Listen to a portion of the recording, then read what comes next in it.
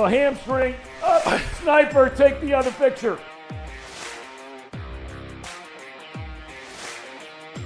A stinking Browns fan? Are you kidding me? I don't care about no damn Raz score, Casey.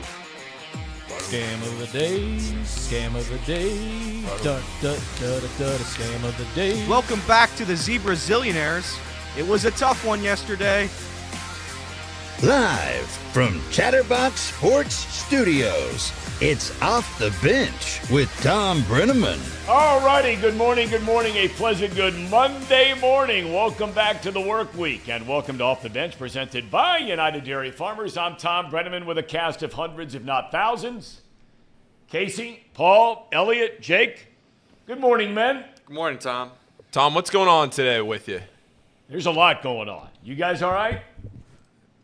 I'd say so. I'm doing great. Casey, how are you? Yeah, I'm doing good. Good. Gentlemen, Elliot, you're already in the news. You put up it's a sad day, it's a bad day, or whatever it is, and all of a sudden that's gone. I did delete. I did delete the tweet. It is a sad day. It's a bad day, but we can get into it today. How about that? I didn't want to spoil today's show. Fair enough. Jake, everything all right? I'm having a great morning, Tom. You getting ready to go back to the University of Alabama? I am. The Crimson Tide. One more week. Crimson Tide. You got to get Nick Saban on for us after you get down there. Yeah, I'll do my darndest. Why wouldn't he come on?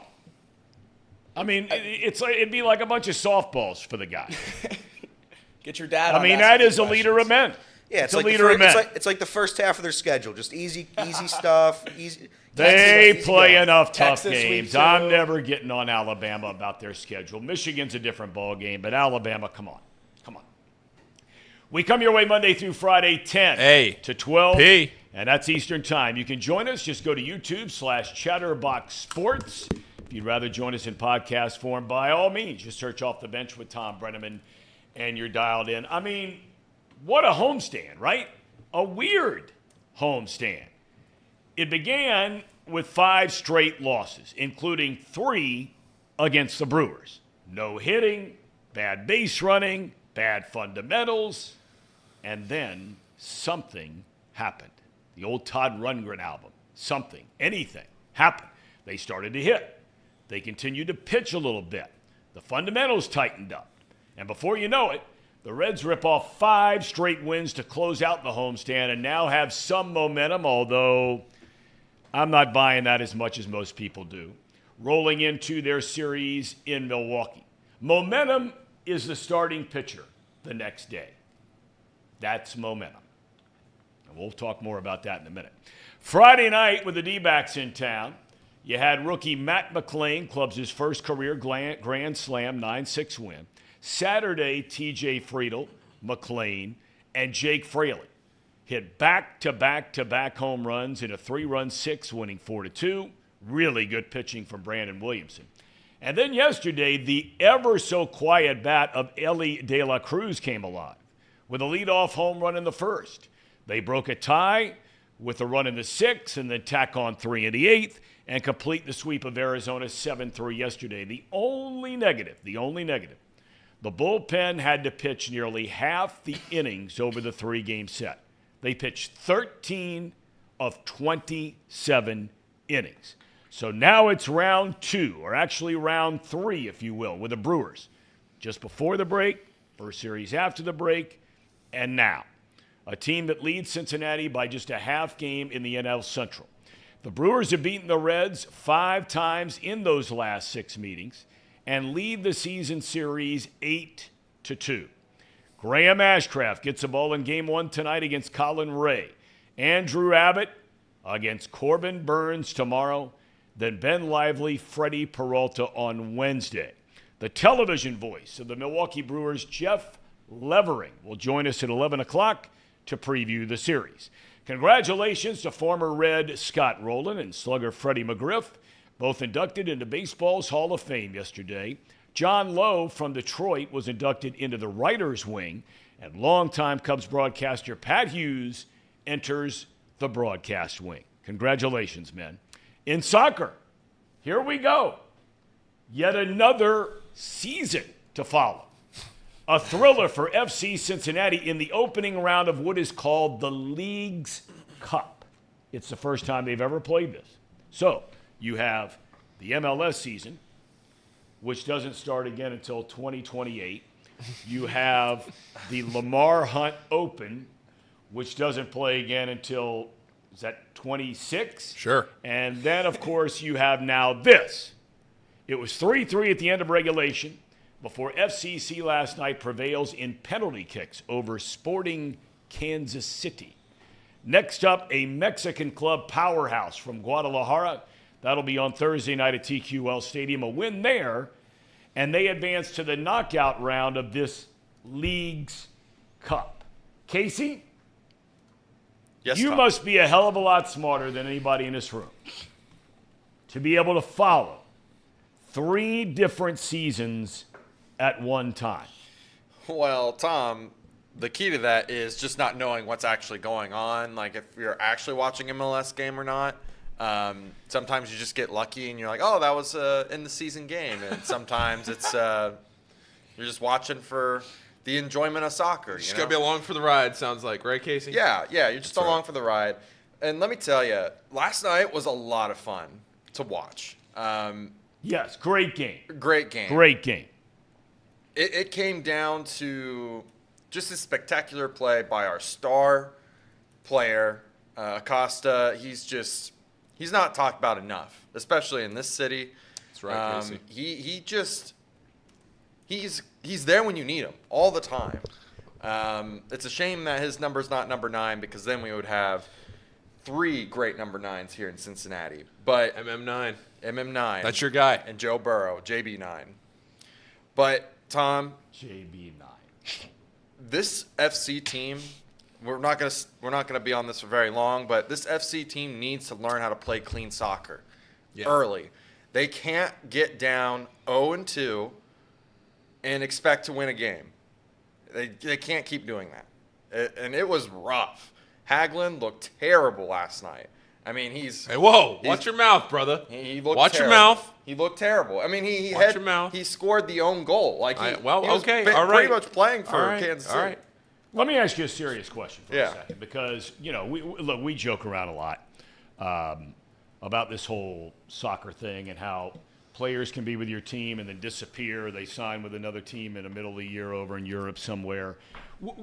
And I'm being very serious, not sarcastic when I ask this question. With the kind of year that Acosta is having, right? Yes. And he was just named the MLS Player of the Month. Yep. Okay. Why has this guy not been signed by a European team? I would venture to say it's probably age and size. It is incredible how small he is. Yeah, Like I've stood next to him before. It is incredible how small this guy is. He's probably all of 5'8", Tom. Like he's very small, very good with his feet, but because of the size issue, he's not super fast. But man, he knows how to put a ball exactly where he wants it, and it's almost about every darn time he has the ball, he just passes it right in between 3 guys, and boom, easy shot on goal. Yep. But yeah, Acosta's got a size and an age issue. I just don't think other leagues will want to give him a chance, and because this is not, I guess he played Yeah. in Mexico before he came here. So we'll see. We'll see what happens. Yep. In the Women's World Cup, Team USA shut out Vietnam in the opening round Friday night.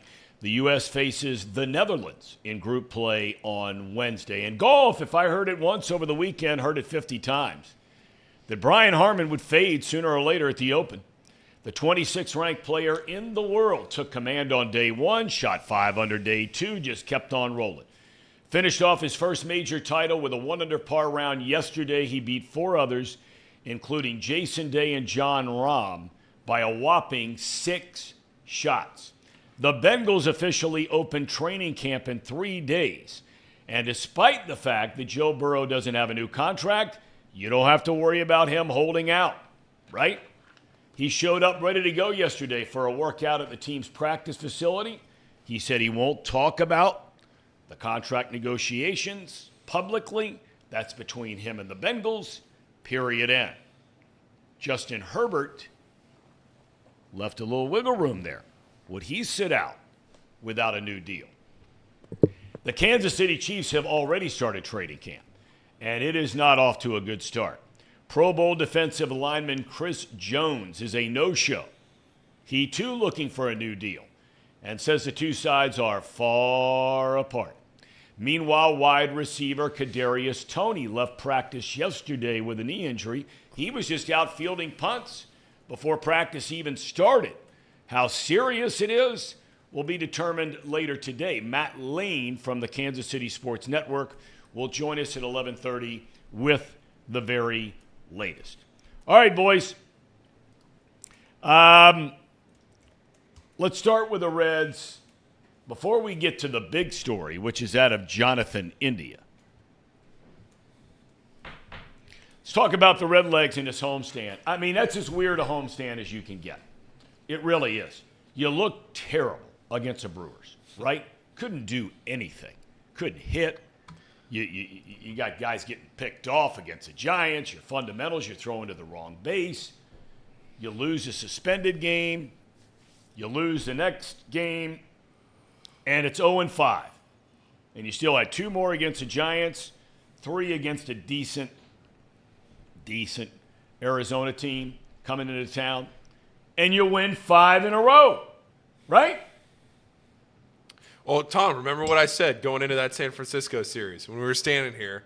I said they'd win. I said they'd go 3-1 against the Giants. They went 2-2, but they lost to the Brewers, and everybody was freaking out. Everybody was panicking, and I'm like, look, everybody, all they've done all season is bounce back when they've hit adversity. That's all they've done. Yep. And that's why I was trying to say before that Brewers series that, hey, look, if things don't go that well, it's not the end of the world.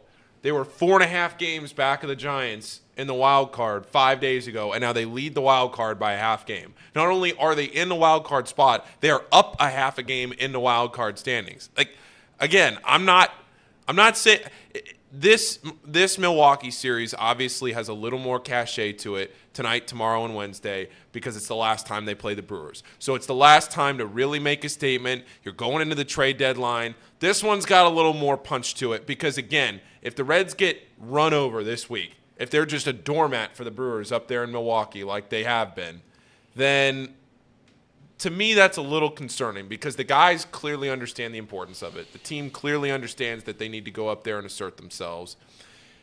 The way they're playing right now would indicate to you that they're probably going to play better than they did last week because they're hitting the ball better than they were. They're pitching a whole lot better than they have been. Now, granted, they pitched really well in that Milwaukee series. I mean, to lose consecutive games, granted, bookending the All-Star break, but consecutive games 1-0. I mean, you got to score 1 run to win the game anyway, so it's not like you can complain about the pitching.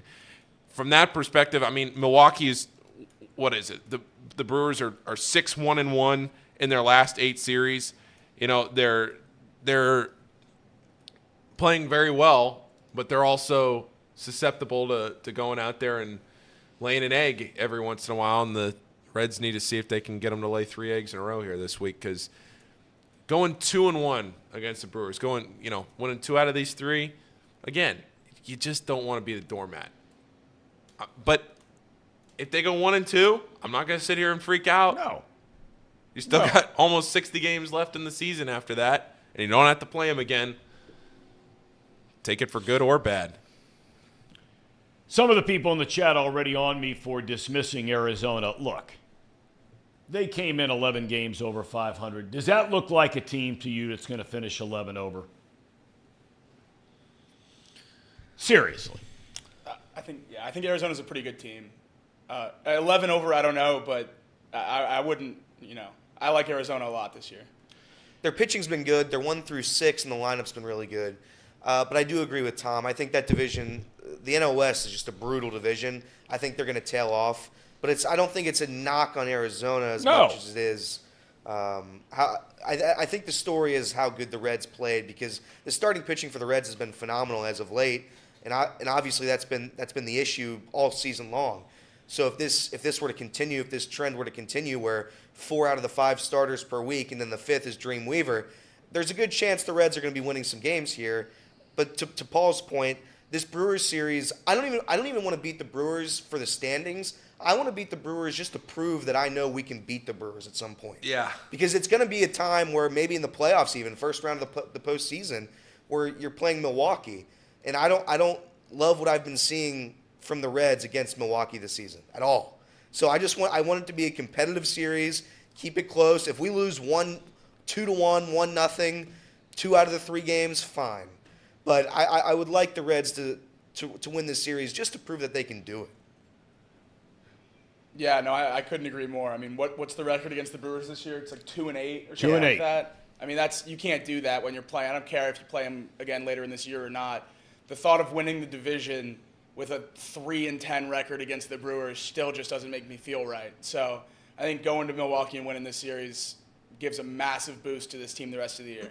See, this gets back what I was talking to about Arizona, and I was talking about the Giants, okay? And again, this gets back to, and a lot of people got on my case when I said expectations have changed around here. If your direct competition for the wild card as it sits right now are the last 2 teams you just got finished playing, do you mean to tell me if the Reds play the Diamondbacks or the Reds play the Giants or the Reds play the Marlins, you don't think that they should beat those teams in the first round of a playoff series? I mean, are you kidding me? The Reds' talent is so far superior to any of those 3 teams. It's insane. Now, the Reds are wildly inconsistent. We've seen them win 12 in a row. We've seen them lose 6 in a row. Okay? We know that. But this is why I continue to say it will be a disappointment if this team does not win at least 1 series in the postseason. Obviously, that means getting in the postseason. But, I mean, come on. Come on. You just watch the Diamondbacks. You just watch the Giants. Okay? The Giant series, they should have won 3 out of 4. If Elly doesn't fall asleep out there at second base, they win that first game. Right? Yep. The suspended game. They're better than the Giants. Right? Especially if you go into a playoff series where you have Ashcraft and Abbott. Now, granted, Gallen didn't pitch in this series for Arizona. Okay, that's fine. Merrill Kelly's on the IL as well. Yeah, he's hurt, so you can't count him. All right, just like we're not going to count Green and Lodolo. But I'm saying right now, the way Williamson is pitching, right now, if the Reds went into a best-of-5 or best-of-7 playoff series against the Diamondbacks or the Giants or the Marlins, and you can line up Ashcraft, Abbott, and Williamson, I'll take my chances and like my chances. I agree, but I do think that there is a point to, good team. Like there are still good teams without being World Series contenders, and I think that's what they are. I think they're competitive teams, and obviously they've shown that they can win a lot of games, the Giants and the Diamondbacks. And I do think the Reds, to Tom's point, the Reds are just better than them. I think it's no knock on the Diamondbacks or Giants. They're good baseball teams. But I do think the Reds beat the Giants in a 5-game series. I think the Reds beat the Marlins in a 5-game series. I think the Reds should beat just about anybody in a 5-game series outside of Los Angeles and Atlanta. Yeah, I tell you, I read an article on the Dodgers, and of course the Reds are going to go there after this series in Milwaukee. I mean to tell you, and we've talked about it on the show, but to read it in print, they just got Urias back in their starting rotation. They have 4 guys in that rotation that I can promise you, unless you're just a hardcore Dodger or baseball fan, you have never heard of any of them. And they are rolling. They had 5 starting pitchers on the injured list at one time, and they just got one of those 5 back. Clayton Kershaw was supposed to pitch a simulated game. Now that's been backed up. But we'll talk more about the Dodgers on Friday in that series. Tom, we're talking about the rest of the division, and you're looking at how the Reds stack up right now. They're a half game back of the Brewers. You have the Cubs hanging around. The Pirates are a non-factor anymore. But the one team that we've talked a lot about on this show over the last couple of months is the St. Louis Cardinals and how much talent they have on this team, and could they potentially make a run here as you get into the end of the season. And, we sit around and we say, oh, the Cardinals devil magic, or the Cardinals. Are they going to end up doing anything? Well, the other day when the Cardinals had won, 5-6 games in a row, and it's starting to look like they're playing baseball, not just whacking it around or whatever they were doing for the first 2 or 3 months of the season, I went to the baseball reference page, and I'm starting to kind of dive in a little bit, and you're looking at it and you're saying, okay, well, in the month of July, the Cardinals, they're 14-9. In there, they have a 6-game winning streak. They won 8 out of 9 at one point. They won 9 out of 11. In the month of July, they have lost a game and a half in the standings. So even though they are playing as well as they were playing, now they have lost their last 3 in a row. The Cubs got their last 3. The Cardinals went 1-3 in Chicago. But just to kind of put into perspective what we're talking about here with the Cardinals, they're not a factor. They're playing their best baseball of the season, and they've lost a game and a half in the standings. Yeah. And their president of baseball operations, John Mozeliak, has already said they're wheeling and dealing soon. And the countdown is on, by the way, boys. Right. We got 6 days left up until the trade deadline. Now Nick Kirby says, hey, Tom, I think you're drastically undervaluing these teams, talking about the Diamondbacks and the Giants. As you face the Diamondbacks, you go against Gallen and Kelly in games 1 and 2. I'm not counting Kelly. He's out. He's hurt. And I've said 1,000 times, I don't believe anybody. I don't believe any of them when they tell me how serious the guy's hurt. I don't believe it. When a guy's back pitching for the team, I'll believe it. Until then, dead man. Giants, Webb and Cobb. I said before, Webb, to me, looks like the best pitcher in the league. I really do. He is one impressive. Cobb, he's having a good year. Do I think he's better than Abbott? Do I think he's better than Ashcraft? I don't. If you want to call it a wash, call it a wash. There was nothing at all that impressed me and now it's unfair to judge it on a 3-game series, because let's be honest about it. If you saw the Reds in their 6-game losing streak, you would say, man, what's all the hype about? If you were the Brewers last week and you were just some team from the NL West, and that's the only 3-game series you face the Reds, right? You would think, are you kidding? All this hype, De La Cruz, McLain, Steer, all these guys, and they got shut out twice. So I don't want to put all my eggs in that one basket that I'm writing off the Diamondbacks or the Giants. I'm just saying I think the Reds are better than those 2 teams. All right, couple things here. One guy we don't talk enough about after I watched more over the weekend. The one guy I think that is the most overlooked player on this team, despite the fact that he's right there at the top in virtually every category they have. He's the best clutch hitter they have on the team, is Jake Fraley. And everybody wants him replaced by Benson. Yeah, I think Jake Fraley has been phenomenal. That the trade that we got to Jake Fraley for Suarez and Winker, one of the best trades. It wasn't even like a top 3 trade, but his value is incredible. I think he is going to be traded at the deadline, Tom. I do believe that. I don't want it to happen, but against a right-handed pitcher, he is in the best in the league. So why would you trade him?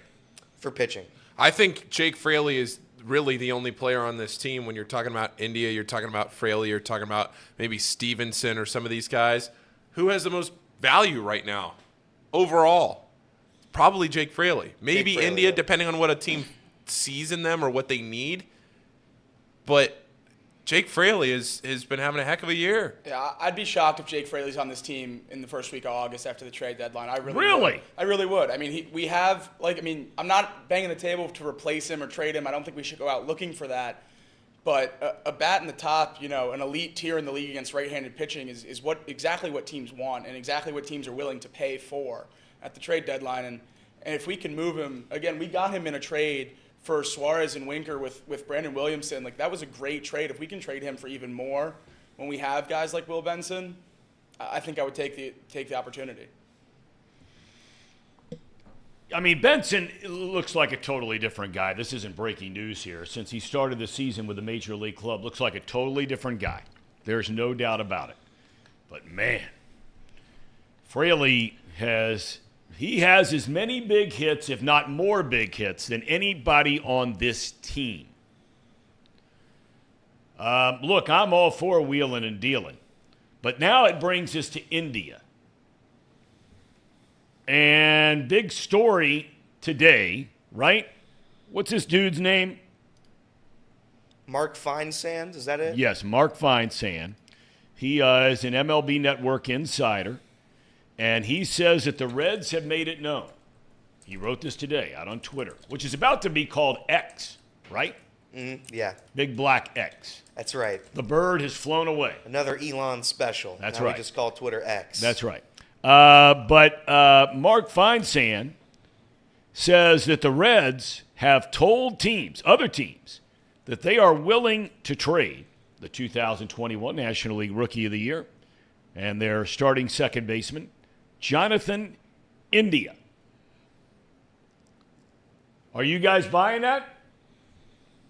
Boy, that's a hot button topic I brought up last week. I don't get all the hate on India. I don't get it. He's like a lot of other guys. They have their deficiencies. Since the All-Star break, he's been a better hitter than Elly De La Cruz. Now, I'm not sitting here comparing the two on which one you would move. That would be idiocy. But Jonathan India, since the All-Star break, has swung the bat very, very well. Right? So why all the hate on India? Do you think there's something to this team considering? Do you really see the Reds on August 1st without India and Fraley? No. For real? I don't think both of them. I think one of them. But I think India has lost his spot. It's to Jacob's credit, he's been saying it for, a month now. But India's losing his spot. You have Cam Collier in the wings. You have Arroyo. Who else do you have? Noelvi Marte's killing it. Noelvi Marte in Yep. AAA. We have 8 middle infielders, and Jonathan India is by far the worst one. And I don't like to say that. It's just true, right? My issue with all of this has been every Reds fan in this city called for India's head 3 weeks into the year, and I didn't understand the rush. I don't understand why you would rush to get a guy out for a guy that might not be as good as him. I'm being proven wrong with all the prospects coming up quickly again. But I think next year, long term, India's losing his spot. I would trade Jonathan India for a starting pitcher. I think the tweet said controllable young starter. That's what the tweet said. If we can get that in return, I'm all for it. If it's for a middle infield prospect, don't do it. Don't waste my time. I'm 100% on the same spot as that. Like, you're not trading Jonathan India for some infield prospect, even outfield. You're trading him for some sort of controllable starting pitching, which is exactly what Mark was talking about in that tweet. And, between the two, I would rather see India traded than Fraley traded with the way Fraley's playing right now. Wouldn't be shocked if Fraley was dished, but Who do you think is more valuable, Fraley or India? It's Jake It's Fraley. Fraley. Jake Fraley. It's Fraley. By a sizable margin. I mean, like trade value. Is he more valuable? No, I think Jonathan India is more valuable in the trade market. Gotcha. Yeah, because he's a controllable player for what, 3 more years, I think. And he's This is younger. his 3rd year. You control him for 6, and I say control him. Salary arbitration. The guy's he's going to go through the roof at the end of this year in arbitration. India will. Would you guys not trade India for a relief pitcher? I think this team would benefit greatly from a relief top pitcher. end. I tell you, I was really bothered by the deal that the Orioles and the A's made. I don't know if you guys saw that over the weekend. Fujinami. Right. I mean, now, if you look at this guy's numbers, and his ERA's 8-something, right? Starts a year as a starter, did not go well, moved into the bullpen, had a couple of terrible games. And we all know as a reliever with a low number of innings, if you have one or two blow-ups, it haunts you all year long. But now all of a sudden, this guy over the last 2 months, he throws 102 miles an hour. This guy over the last 2 months, his ERA is in the low threes. And when people say you got to give up, the kitchen sink to get somebody who's decent, right? They gave up a guy who's 27 years old, the Orioles did, to get a guy that they're looking at pitching in their 7th inning. Would you like to see a guy that could help out your boy Ian Jabot a little bit, who just continues to roll, by the way? But would you rather see that guy than Derek Law? Would you rather see that guy than Fernando Cruz? I would have loved Fujinami, especially for the package they gave up. I mean, in his last 15 games, his ERA is 2.9. I mean, he absolutely deals. And advanced metrics love his stuff, love his spin rate. I mean, he's young. I would have loved to have a pitcher like him, especially for that package. But you never know. The Orioles have been wheeling and dealing for years. They probably had something in the works there for a long time. So I don't know the packages would be comparable, and Chapman's killing it in Well, I mean, that's Texas the other right one, now. and we brought that up here. I just think, listen, the longer you wait, the higher the price is going to be, because there are going to be more teams that you're in direct competition with that are trying to do the same thing you're doing. They're looking for a starting pitcher who's controllable more than likely, and they're looking for one or two arms in the bullpen. The Reds need help drastically in the back end of the bullpen. I call them the mercy rule relievers. They come in when the game's out of reach. They're the Fernando Cruz, Daniel Duarte. Those guys stink. All of them stink. So I think the Reds could drastically improve that portion of it. Levi Stout came in yesterday. I know he's not going to be a long-term part of this team. He's just helping guys get healthy. But, I mean, it's just not competitive baseball when some of these guys pitch. No. Levi Stout came in, got taken out as soon as he reached the 3-batter minimum. I think that's a concern. I would certainly trade India for a very good relief pitcher. I think you have to look for that as well. I don't know who we would get, though. I don't know what the market would be. I don't like you throwing Fernando Cruz in there with those other names. Yeah. I love Fernando Cruz Nick personally. Kirby also. Nick Kirby loves Cruz. I know, big Fernando Cruz guy. And he wants to trade Diaz. Would you trade Diaz, Tom? No, I wouldn't. You got a good thing going here. And he's the only, as you just pointed out, he's the only reliable guy you got down there at the end of the day. And he has not been great, as we have documented clearly on this show. Great in April. Great in May. Few hiccups in June. A number of hiccups so far. Not necessarily blowing saves, but giving up runs and getting hit. But at the end of the day, he is the only guy, when that bullpen gate opens. Because I tell you, I thought I was high on Sims. I'm not so sure anymore. He is a walk waiting to happen. Yeah, he is. Every time he comes in. He's got great stuff. He doesn't have enough confidence in his stuff. He just doesn't.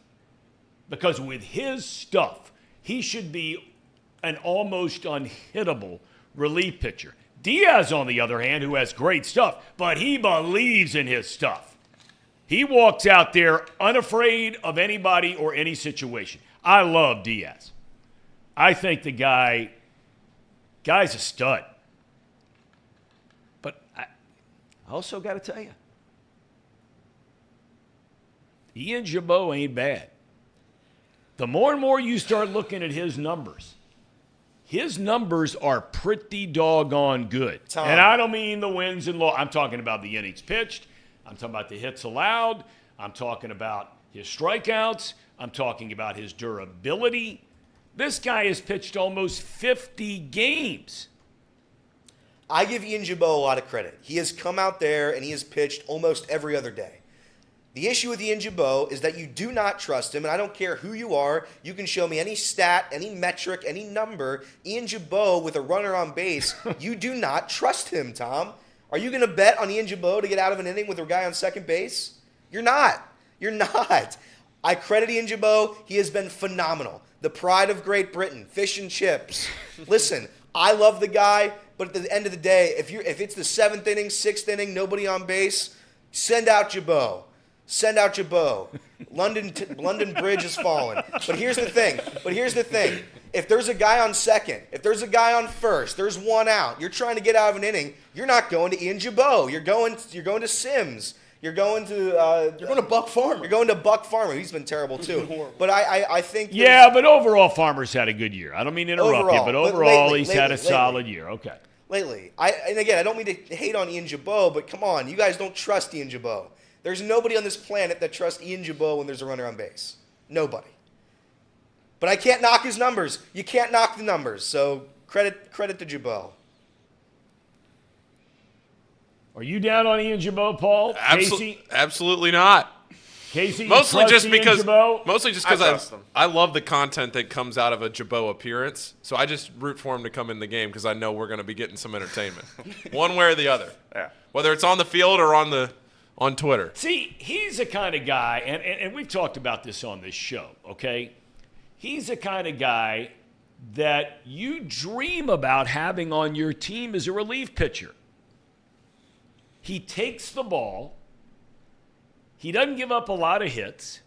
Now, nobody can disagree with what you're saying with what has happened in situations this year with runners on base when he comes in. Nobody can disagree with that because the numbers are what they are. But if he's not your primary setup guy, which he's not, he's your 6th or 7th inning guy. Over the course of a full year, he has really had a good year. I mean, you got this guy for nothing. You got him off the scrap heap and give it up to the Red Scouts for bringing this guy in and giving him a chance. He has done a really good job. Look, the Reds through the years, where was it David Weathers kind of, and I'm not comparing Jabot to Weathers because Weathers had an outstanding major league career. People just got on him because he wasn't a closer. But for the job that he was asked to do, besides a closer, he was a fantastic relief pitcher for a long time. Nick Kirby brings up the name Nick Massett. When that guy was healthy, guy was a stud. He just couldn't stay healthy. But Jabot, if you could find one more guy, I mean, you'd love to have two. But if you could find one more guy where Jabot, because they're not getting any, after everything we've been talking about with the starting pitching, it went right back to what it was the last 3 days. Williamson was good. The other two guys, Lively and your guy, Dreamweaver, Reds relievers pitched 13 of 27 innings, and that ain't going to do it.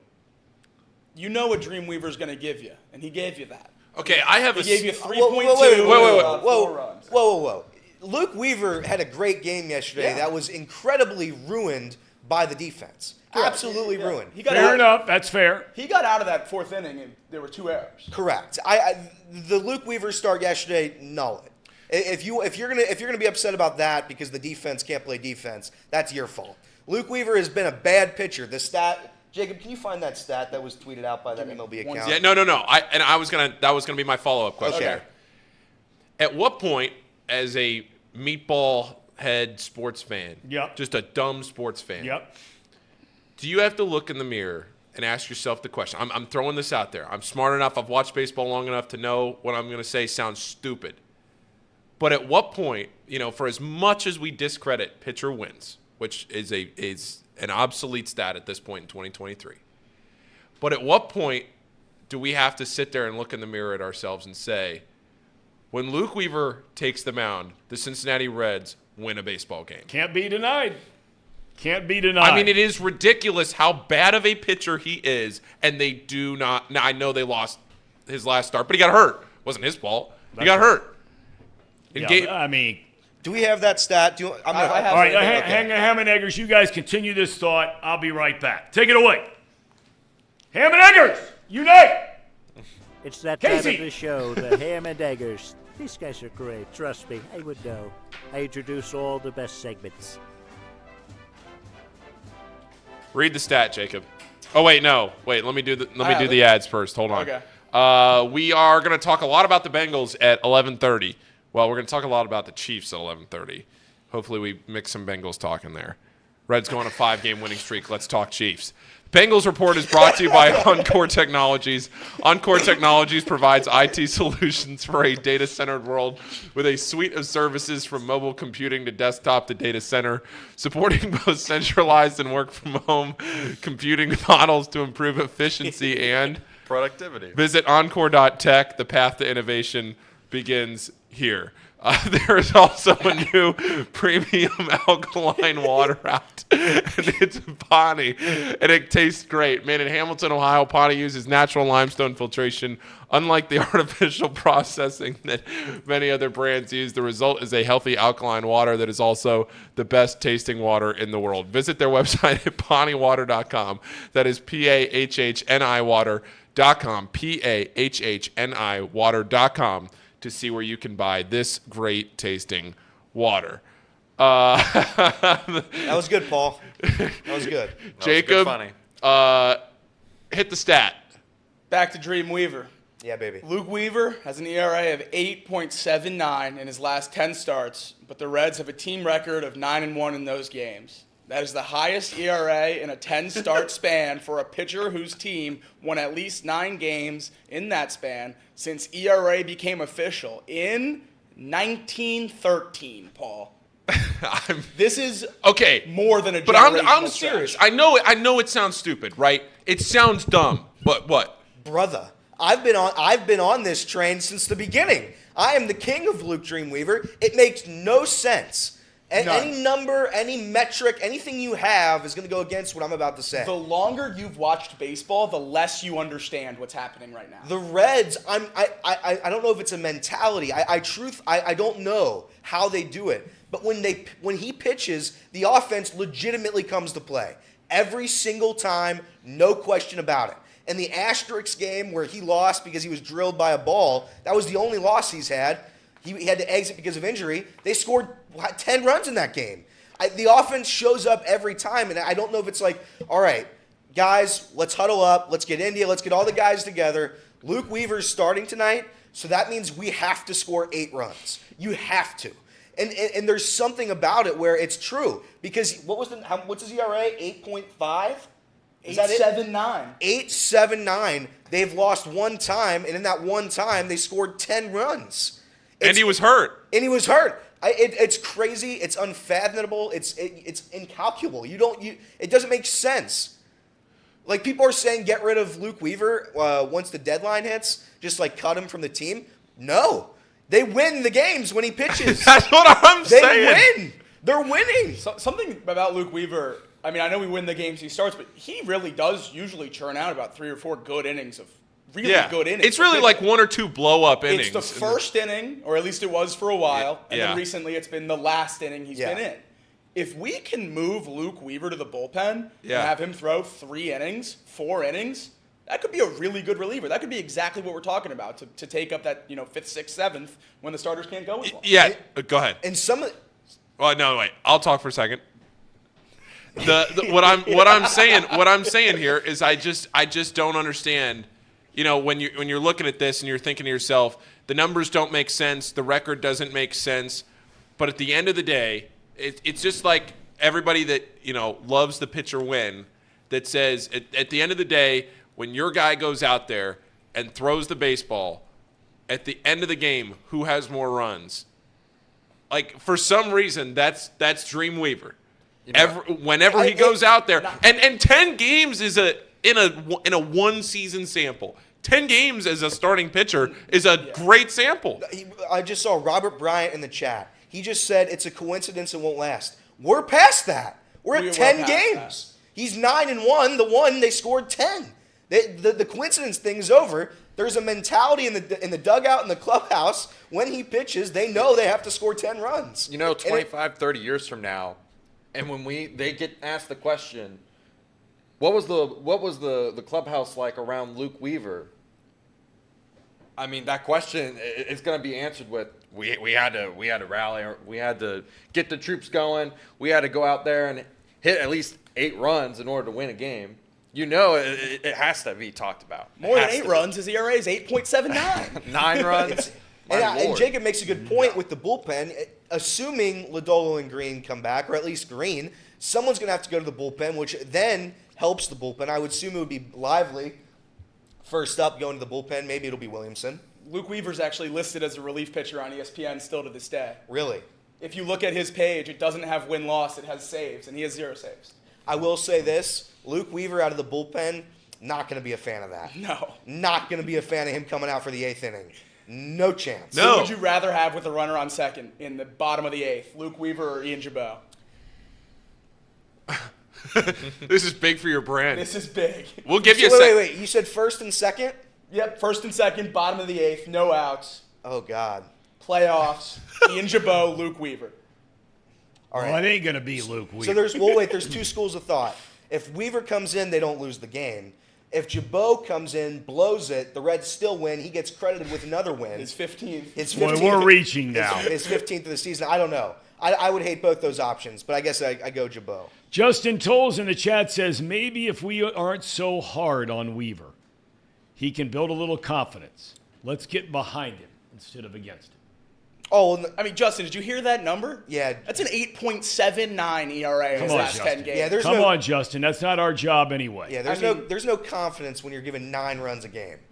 I mean, there's no confidence there. But you're doing your job. You're a warm body. You're eating our innings. So keep fighting the good fight, Weaver.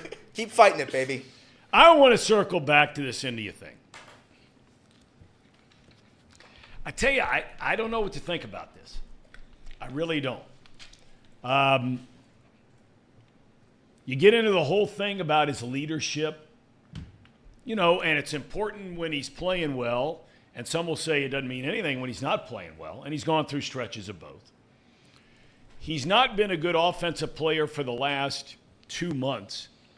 He's had some big games in that time frame. But since the All-Star break, he has been very good. He's getting on base. He's getting base hits. I think he's gotten on base every game since the break that he's played. Started. They had this nice rotation going on where they're giving guys days off, right? Encarnacion Strand is now a big part of the mix. Votto has really tailed off. I think his average is down in the 170s now, if I'm not mistaken. He's hit some big home runs. And I would imagine with his track record in Milwaukee, and you've got righty in the series, that he will be in the lineup the next 3 days, whether it's at first or whether it's a DH, right? But he's scuffling. Elly's scuffling. India.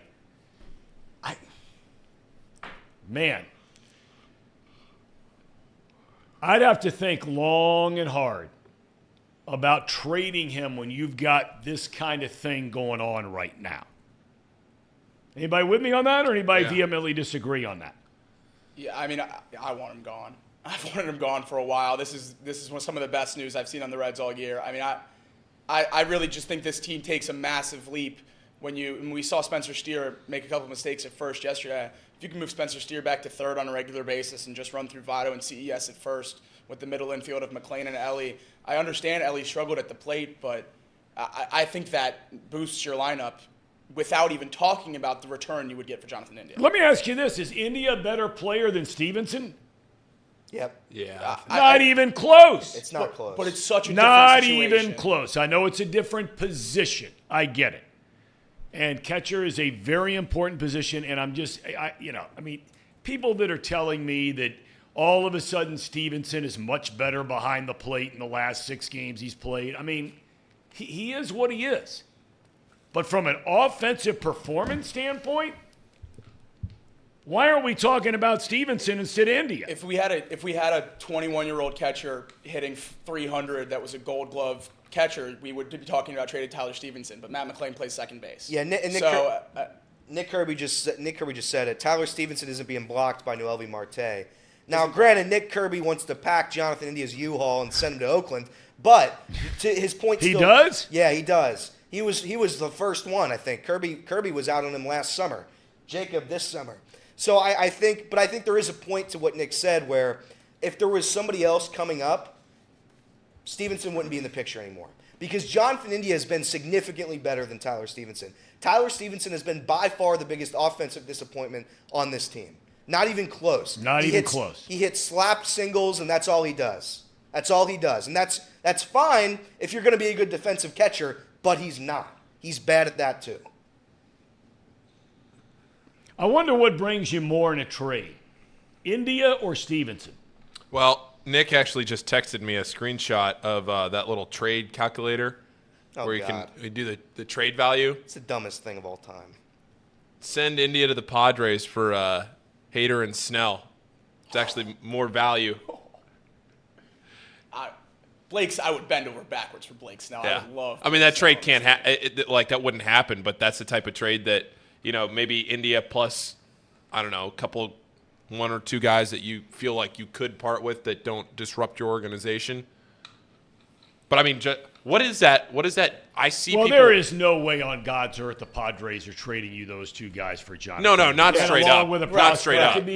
I'm just saying you plug it in. Serious prospect. I'm just saying you plug it into the little thing. I'm not saying by any stretch that the Padres would do that straight up, but I mean, just punching it into the little number machine here, whatever this is. The Padres are only 6 games out of the wild card.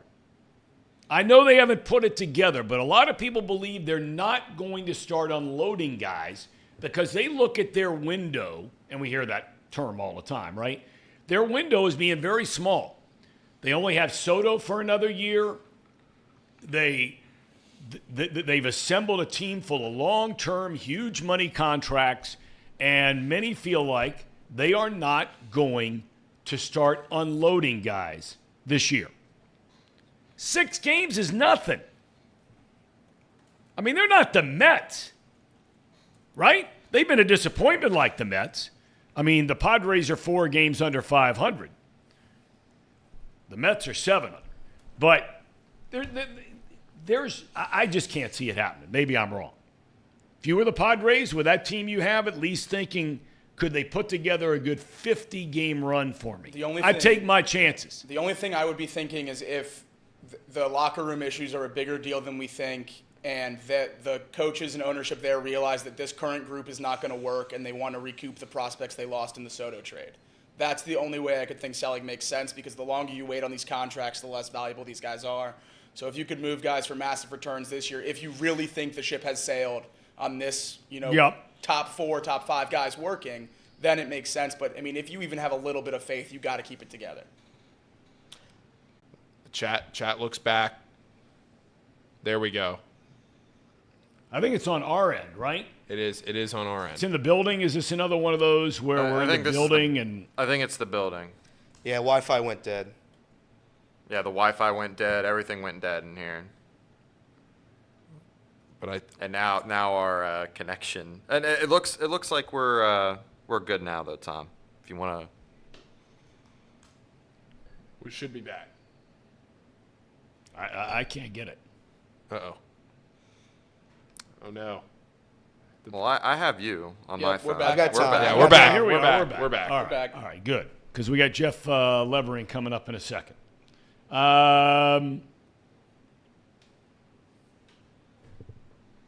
Marty Brenneman Internet here in the building. Okay. So, look, whether or not there's something to this India thing, maybe the Reds, Nick Kroll, has something else up his sleeve. I think we all agree that right now you like your chances with Ashcraft. He's pitching really well. You like your chances with Abbott. Williamson is creeping into the category of, I may not like my chances, but I don't dislike them. Right? The other two guys, I mean, forget it. Who's that? Lively and Weaver. Wait, so you're telling me after all this time, Tom, you're telling me that you're out on Weaver? After everything we just talked about. I'm definitely out on Weaver. Brutal. Because it just seems like the games he pitches, and look, it's supposed to work out this way, but it doesn't normally always work. Seems like he always pitches against a guy like something like yesterday, right? Where they have this,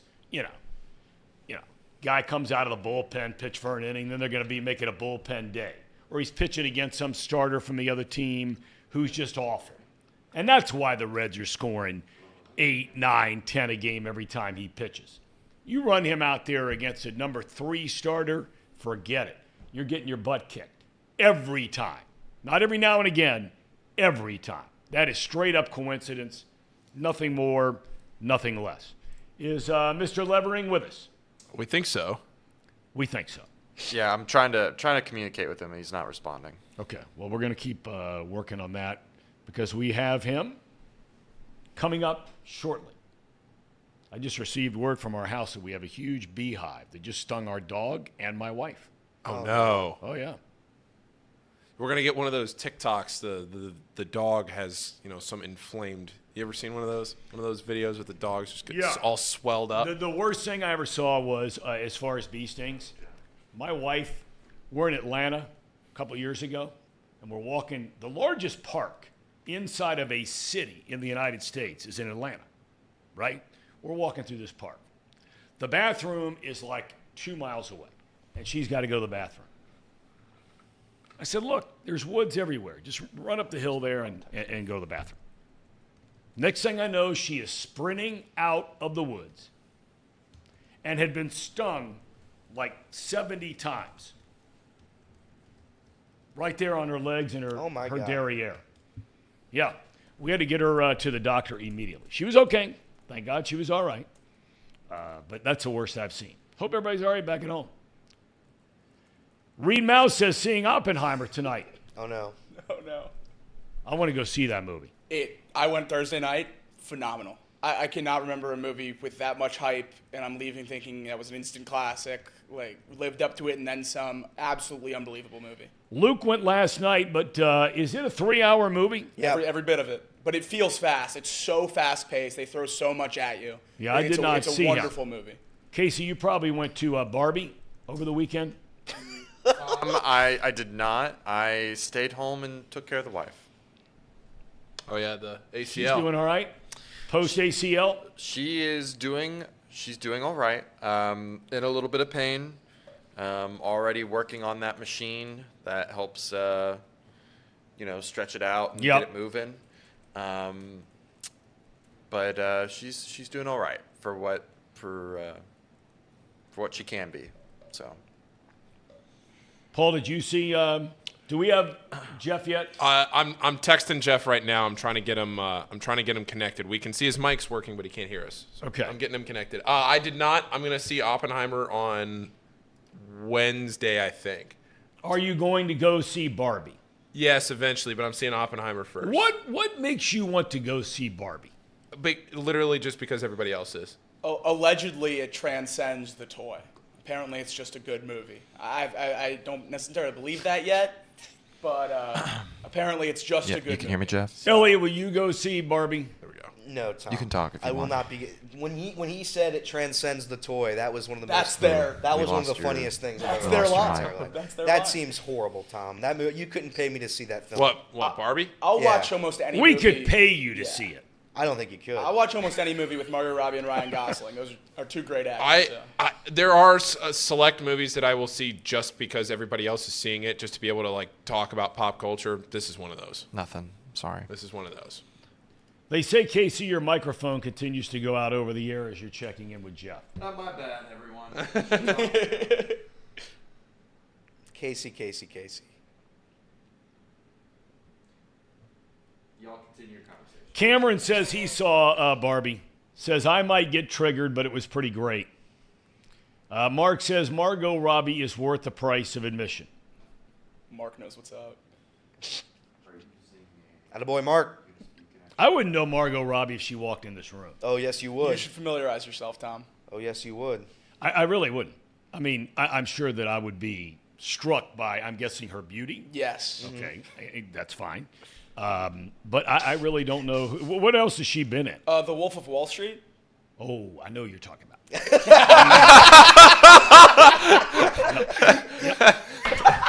Bingo! End of story. End of story. Yeah. The wife from the Wolf of Wall Street. That would be correct, Tom. That's correct, Tom. That's correct. Now I know who Margot Robbie is. She's just a real pro. She's just a pro's pro, Tom. Yeah.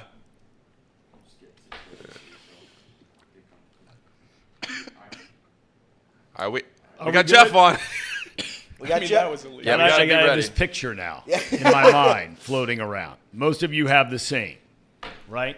Is he ready to go? He's ready. All right, let's bring in Mr. Levering, the television voice. He has become the TV voice of the Brewers this year. He's been there already as part of their broadcast team for a number of years now, but Brian Anderson has been doing all kinds of different stuff nationally, what have you, and missing a lot of games.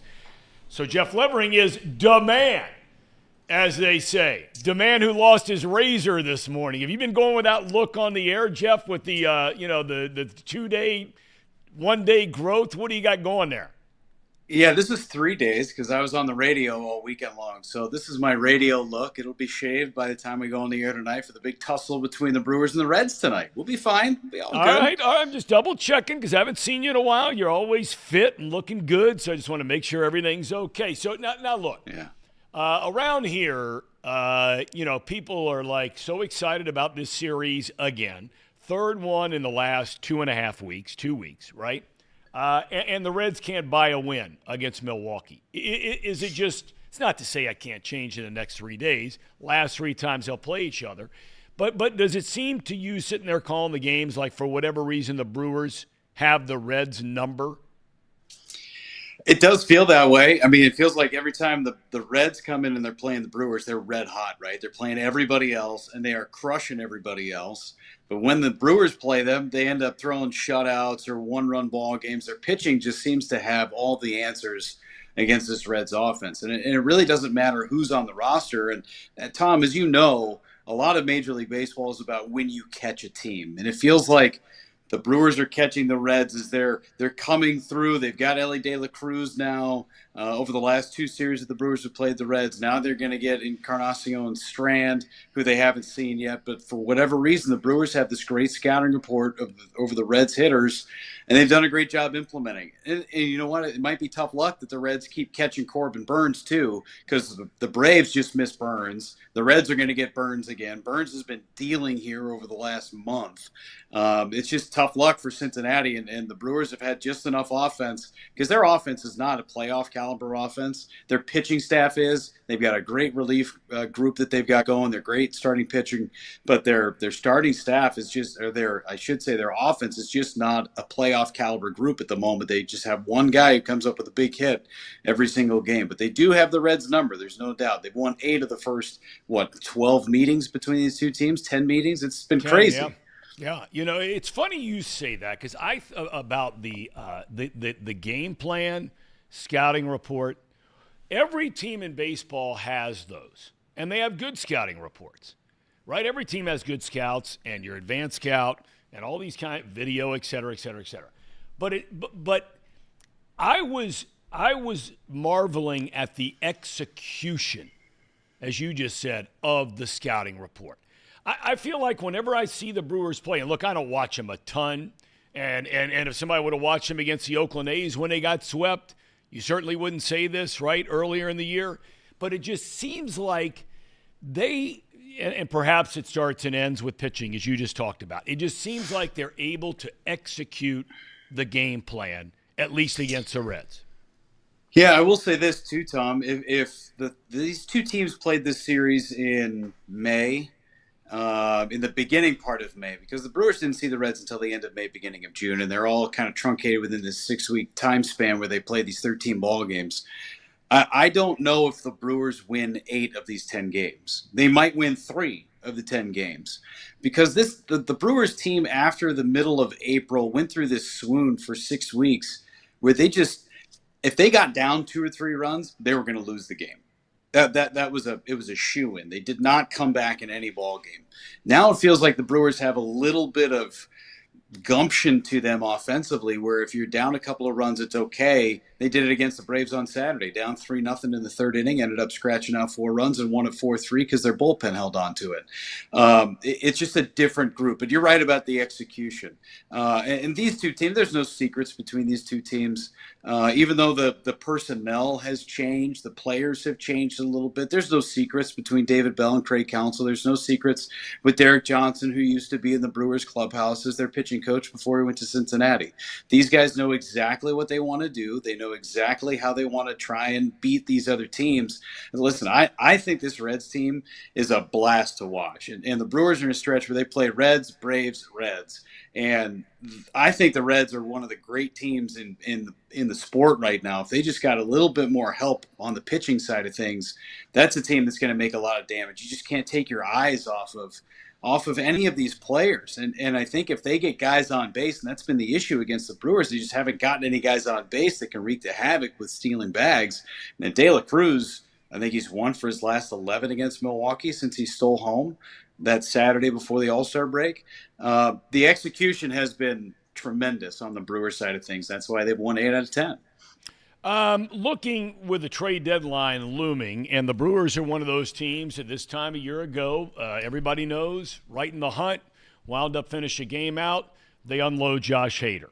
I think everybody would be shocked if they were sellers in any form or fashion this year. Do you believe that they will be buyers to try and help that offense? I think that they will be. I think they kind of have to. They've got some holes at first base. They've got a hole at third. They brought up Sal Frelick. He's playing right field. He's 2 games in the major leagues. Who knows what you're going to get out of him? You hope that he's the life form that you hope in right field offensively. He was hitting cleanup yesterday against the Braves. But they do need some help offensively. I will say that the Hader deal at the time was bashed, and it really hurt the Brewers clubhouse. And I'm not going to say that that's the reason they missed the playoffs, but it certainly didn't help their cause in making the playoffs last year. And it was a weird move. I don't feel the Brewers have to be buyers at this point. They need to try and get bats. They've told Corbin Burns that he is safe. They're not going to deal him at the trade deadline. They mentioned that in New York when the Brewers played the Mets a couple of weeks ago before the break.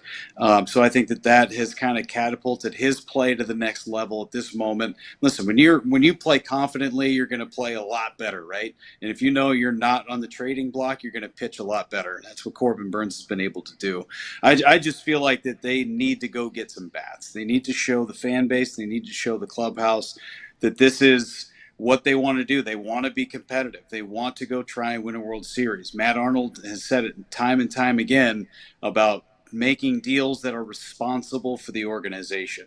And that is, listen, if we think that this is a deal that's going to make us better, then we're going to explore it. They feel like they have some pieces from within. They're going to get Brandon Woodruff back at some point. They might have some bullpen depth that's coming back into Justin Wilson here pretty soon, but they need to get some bats because the bats are very thin at the minor league level in this organization right now. You brought up Woodruff, and when we had Bill Schroeder on right before the last series, that's like making a major deal before the trade deadline. I mean, the Reds are kind of hoping the same thing, although it's not going to be close to the deadline with either Nick Lodolo or Hunter Green.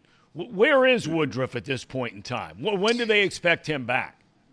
So he just made his first rehab start with Wisconsin against the Dayton Dragons a couple of days ago. Went 3 innings, 32 pitches, was touching 97 with his velocity. I would think that he's going to get at least 2 more, right? I think that's a very generous assumption to get 2 more appearances. So maybe 2 weeks away from getting Brandon Woodruff back, 3 max, I would say. So you're looking at the middle of August when he returns, and then, okay, so you got 6 weeks of a healthy Brandon Woodruff to combine with Corbin Burns and then whatever version of Freddie Peralta you're going to get, and then the rest of that bullpen. It's a huge get for the Brewers to get him back. He's made 2 starts this year. That's it, Brandon Woodruff. Yeah, I mean, when he's on his game, he is on his game. There's no 2 ways about that. As far as Colin Ray, guy that's been around for a while, a couple of other teams and so forth. He'll get the ball tonight against one of the hotter starters in baseball in Graham Ashcraft. How's Ray throwing the ball recently? He's going to keep you in the ball game. Listen, he's a guy who knows how to pitch. He's not going to be that 97, 98 on the corners with this wipeout stuff. the off speed that's going to get everybody out. He's going to pitch to contact. He knows what his plan is. He's going to execute his plan. He pitched great against the Phillies the last time out. Listen, you can pretty much bank on 5 innings, maybe 3 runs allowed, but he's going to be competitive. And I think he's pitched well against the Cincinnati Reds over the course of his starts this year. It's an aggressive offense that he's going to be facing today. If he's throwing strikes and making his pitches that aren't in the middle of the plate, he'll have a good day. But Ashcraft, man, he was outstanding when he pitched against Corbin Burns the first day out of the break. He's a totally different guy that gave up 8 runs against the Brewers earlier this season. His cutter's going strong with that slider. I mean, Ashcraft is a totally different cat than what we saw earlier in the season. And that's a big boost in the arm for the Reds pitching staff. All right, let me ask you this question, and maybe it's unfair for me to ask you this because you don't watch the Reds play every day. But I've continued to maintain that, look, when the season started, a lot of people thought they were going to lose 90-something games, and you see all these young players come up, et cetera, et cetera. Well, here they are. They're a half game out of first. They're on a 5-game winning streak. You're getting ready to start the final 2 months of the season in a stretch. People around here, they call me crazy for saying, hey, look, if the Reds matched up with, and I'm going to take the Brewers out of this, if they matched up with Arizona or the Giants or the Marlins or any of these teams in a postseason series, best of 5, best of 7, I contend that the Reds should beat one of those teams in a division series. Do you think I'm crazy for saying that?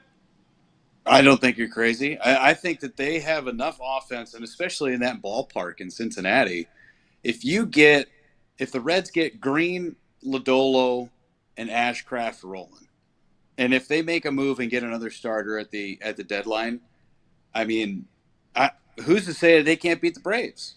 Because they're as athletic as Atlanta is. The only difference is they don't hit home runs like the Braves do. The Braves can slug, man. That's how they're going to score runs. Yep. They scored 13 runs against the Brewers. 11 of them were on homers. They can crush. Their first 4 guys in the lineup have 100 homers. 100 home runs between the first 4 guys in their lineup.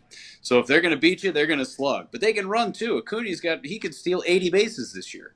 But everybody on the Reds can run. I think if the Reds get themselves on base, they just take so much away from the attention of a pitcher, and they make life hell for catchers. I mean, they stole 9 bags against the Brewers earlier this season. That was a Colin Ray start. It was a 10-8 game that the Reds had no reason being in, and it ended up being a 10-8 game at the end of the day.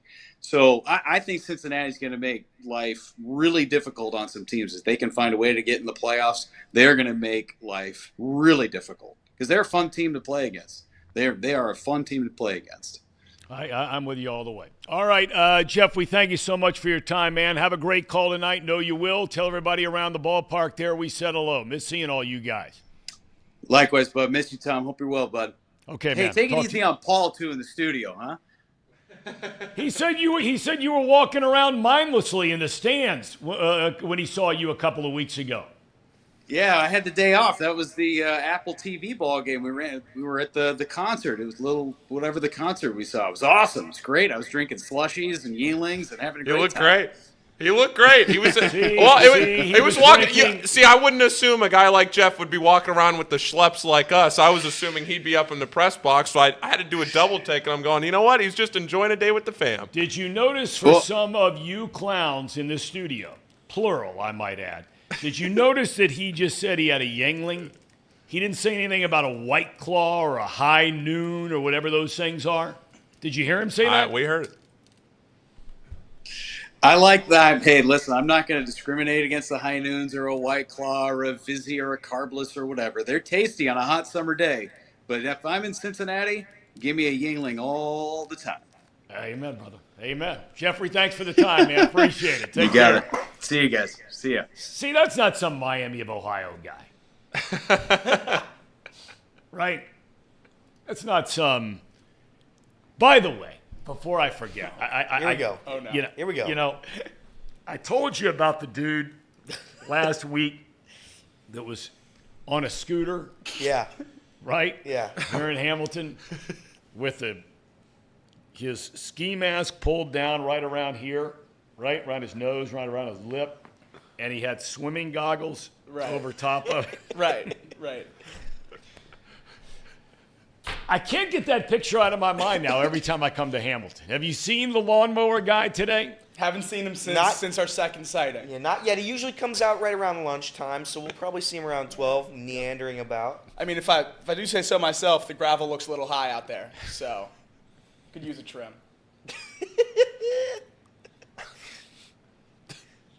There's no telling what you might see here in Hamilton, Ohio. I mean, Elly, you're always talking the place up. I give you credit. You talk it up. Thank you. A lot of people are saying that. I am. Listen, and this isn't a shtick, guys. When you come to Hamilton, you think of me, and that's because I'm the king of Hamilton. I'm Mr. Hamilton. I go to I swim in the Hamilton Bay over there, at least 3 times a week. Jump off the bridge into the Hamilton River. I think this town is great. I love to be a part of it. Tom, I know you do too. I do.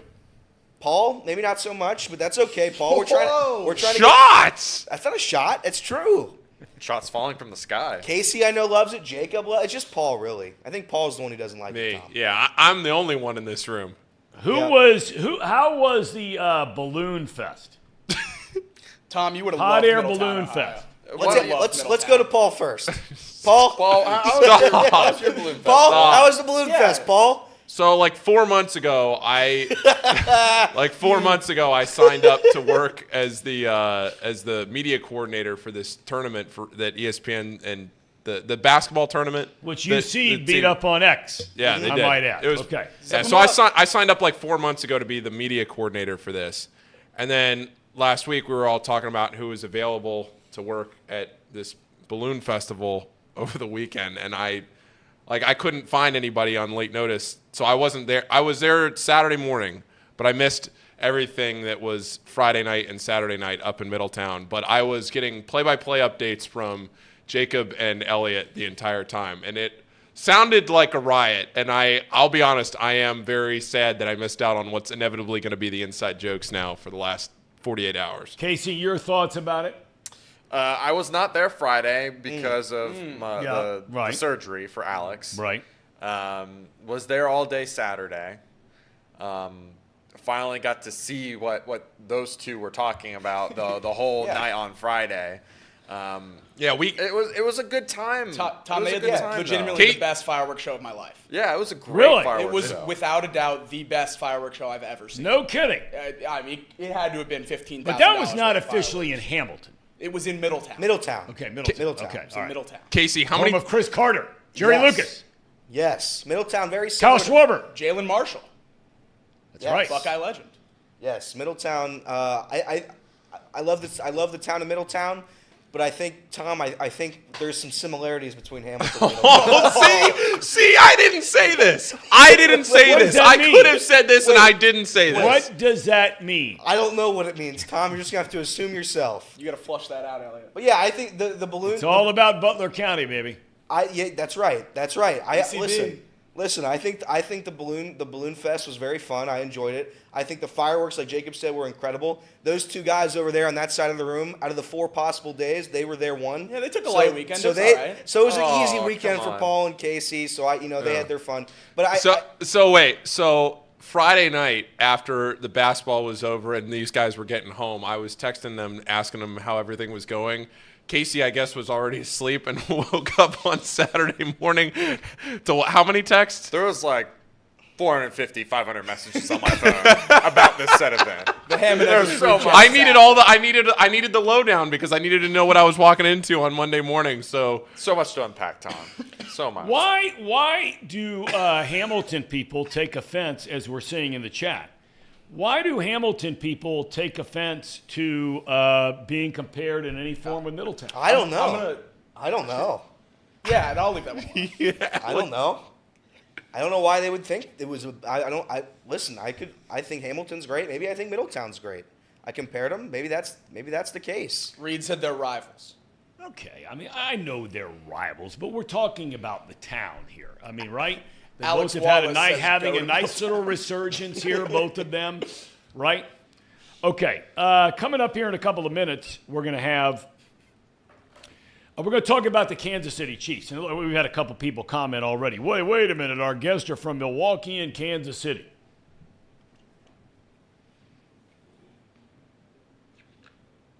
What's wrong with that? I don't think. Don't you want to hear what else might be going on in the planet, in the world of sports against your rivals? Is the answer no? Here. In the great words of Ronnie Smith, who gives a snuff, right? Who gives a snuff about Kansas City right now? We're going to hear about him. But we're going to hear about him. There's Ronnie right there. He says Cincinnati sports talk sup. I can't sit here and talk anymore about the Reds. I just can't. I can't. But we can, We Tom. have spent an hour and 23 minutes talking about the Reds. We could do another 40 without breaking a sweat. Without breaking a sweat, Tom. It's fair. Box Tom. lunch. There's lots to talk about with Kansas City right now. They've got a lot of different headlines, just like you said earlier on Jones in holding the out. monologue. Casey, did you have Geno above Patrick Mahomes in the rankings? No. I think you did, right? Can we ask the guy coming on if he thinks Patrick Mahomes is better than Geno Smith? Good question. I think that would be I think that would Patrick be Mahomes is beneficial. the number one quarterback in the NFL right now. Oh, okay. So you hate Joe Burrow? No, hate Joe Joe Burrow? Joe Burrow's a close second. But Joe Mr. Burrow said it Hamiltucky himself. says Tom is a closet Cincinnati hater. Oh, yeah, that's right. Look, the Joe Burrow thing, I thought this was a really good point made yesterday in the article written by Kelsey Conway, Cincinnati.com. You know, you're looking at Jones. There is not a worry in the world about the Bengals quarterback sitting out because he doesn't have a contract. That's who Joe Burrow is. Yeah. Right? I mean, that's who he is. He's in Athens, Ohio, small town, hardworking, grinding, appreciative, knows what's coming. He's going to get his. He's all about the team and all about winning. Now, Justin Herbert is in the exact same category as Burrow. They don't have to get his deal done. They don't have to get Burrow's done. And whether or not Burrow's gets done or not, we don't know. I think a lot of us felt like it would be done by now, right? I think most of us felt like on virtually the eve of training camp, which is in 3 days from now, that the Joe Burrow deal would be done by now, right? Yeah. Yeah, I mean, I am disappointed it never came to fruition.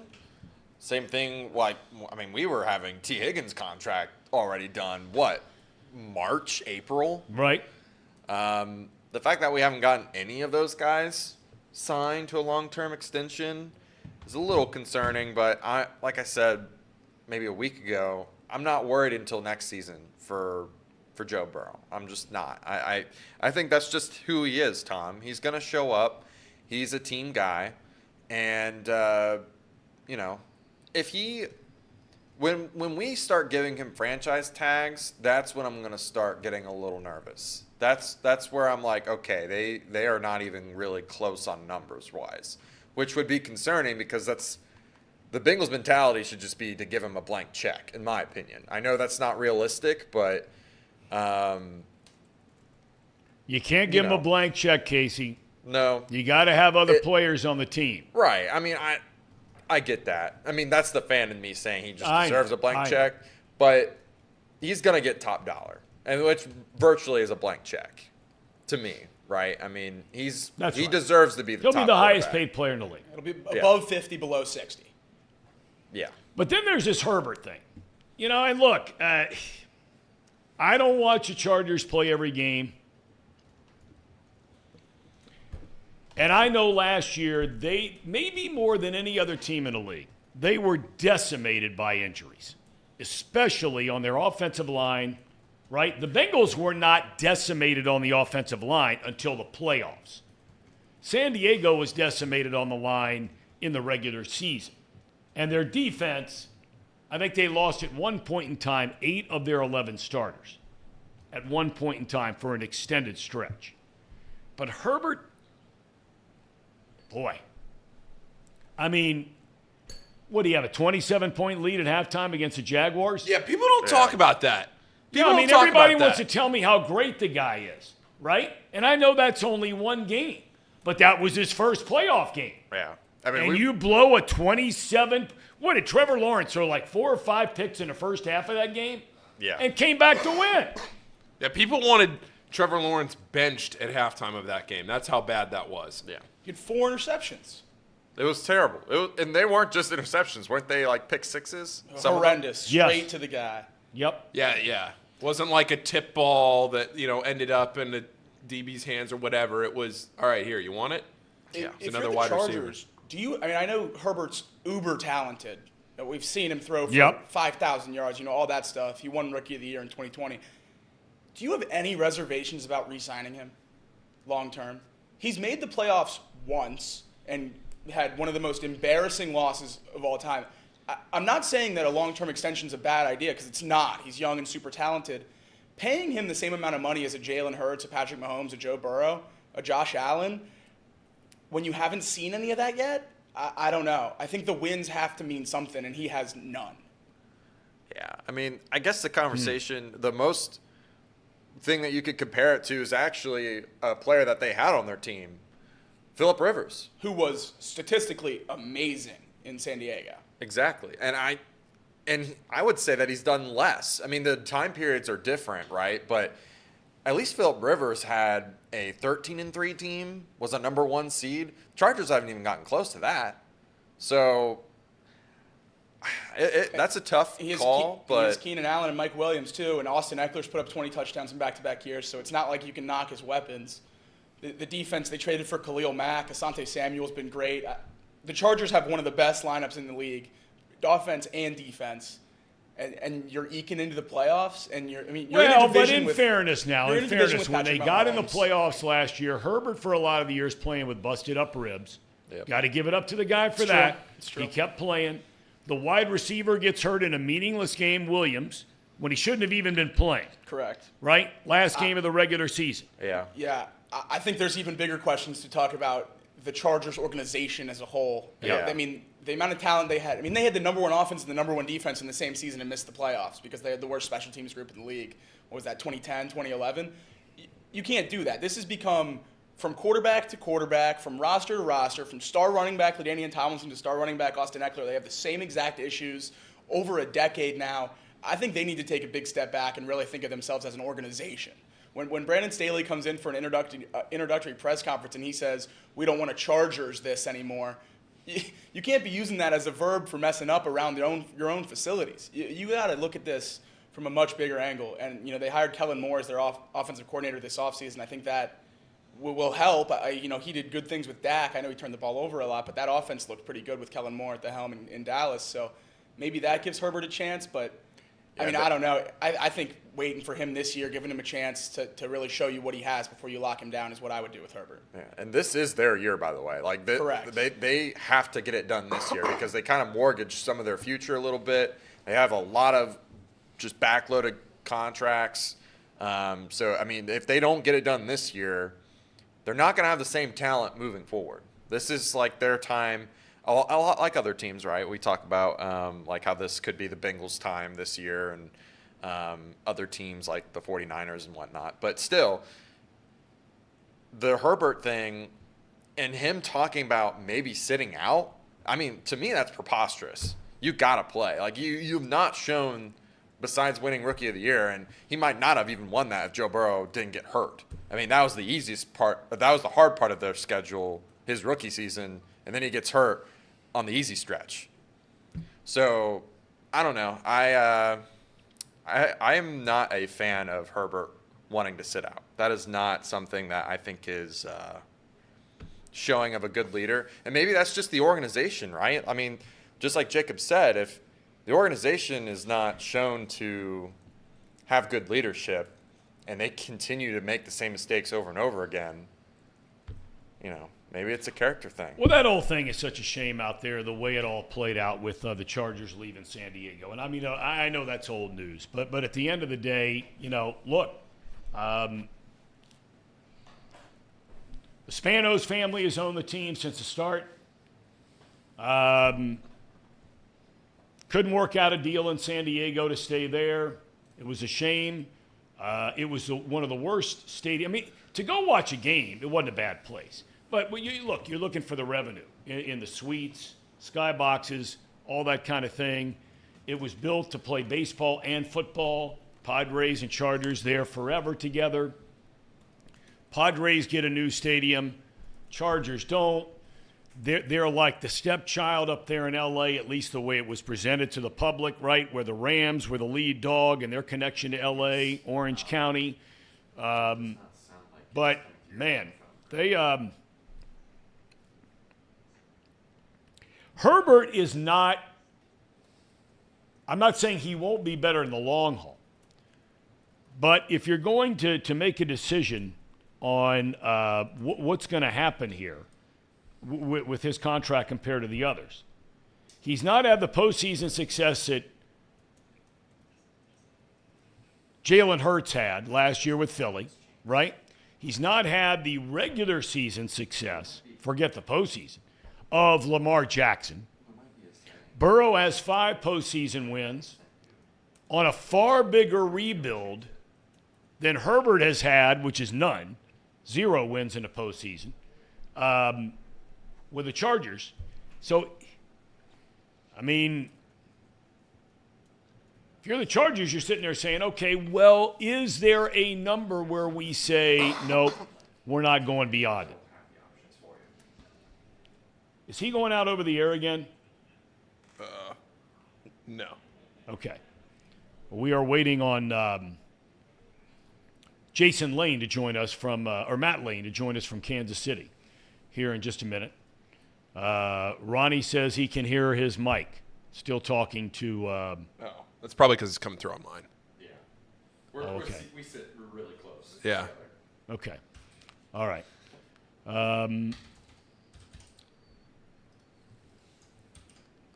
Killa Cam, best part of the show is when Tom realized who Margot Robbie was.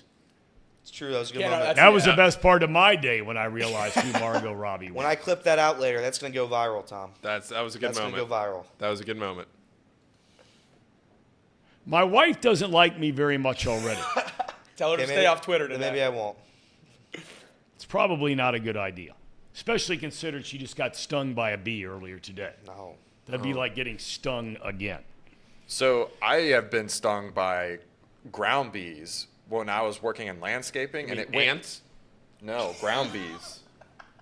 Ground bees? Yeah, they nest in the ground.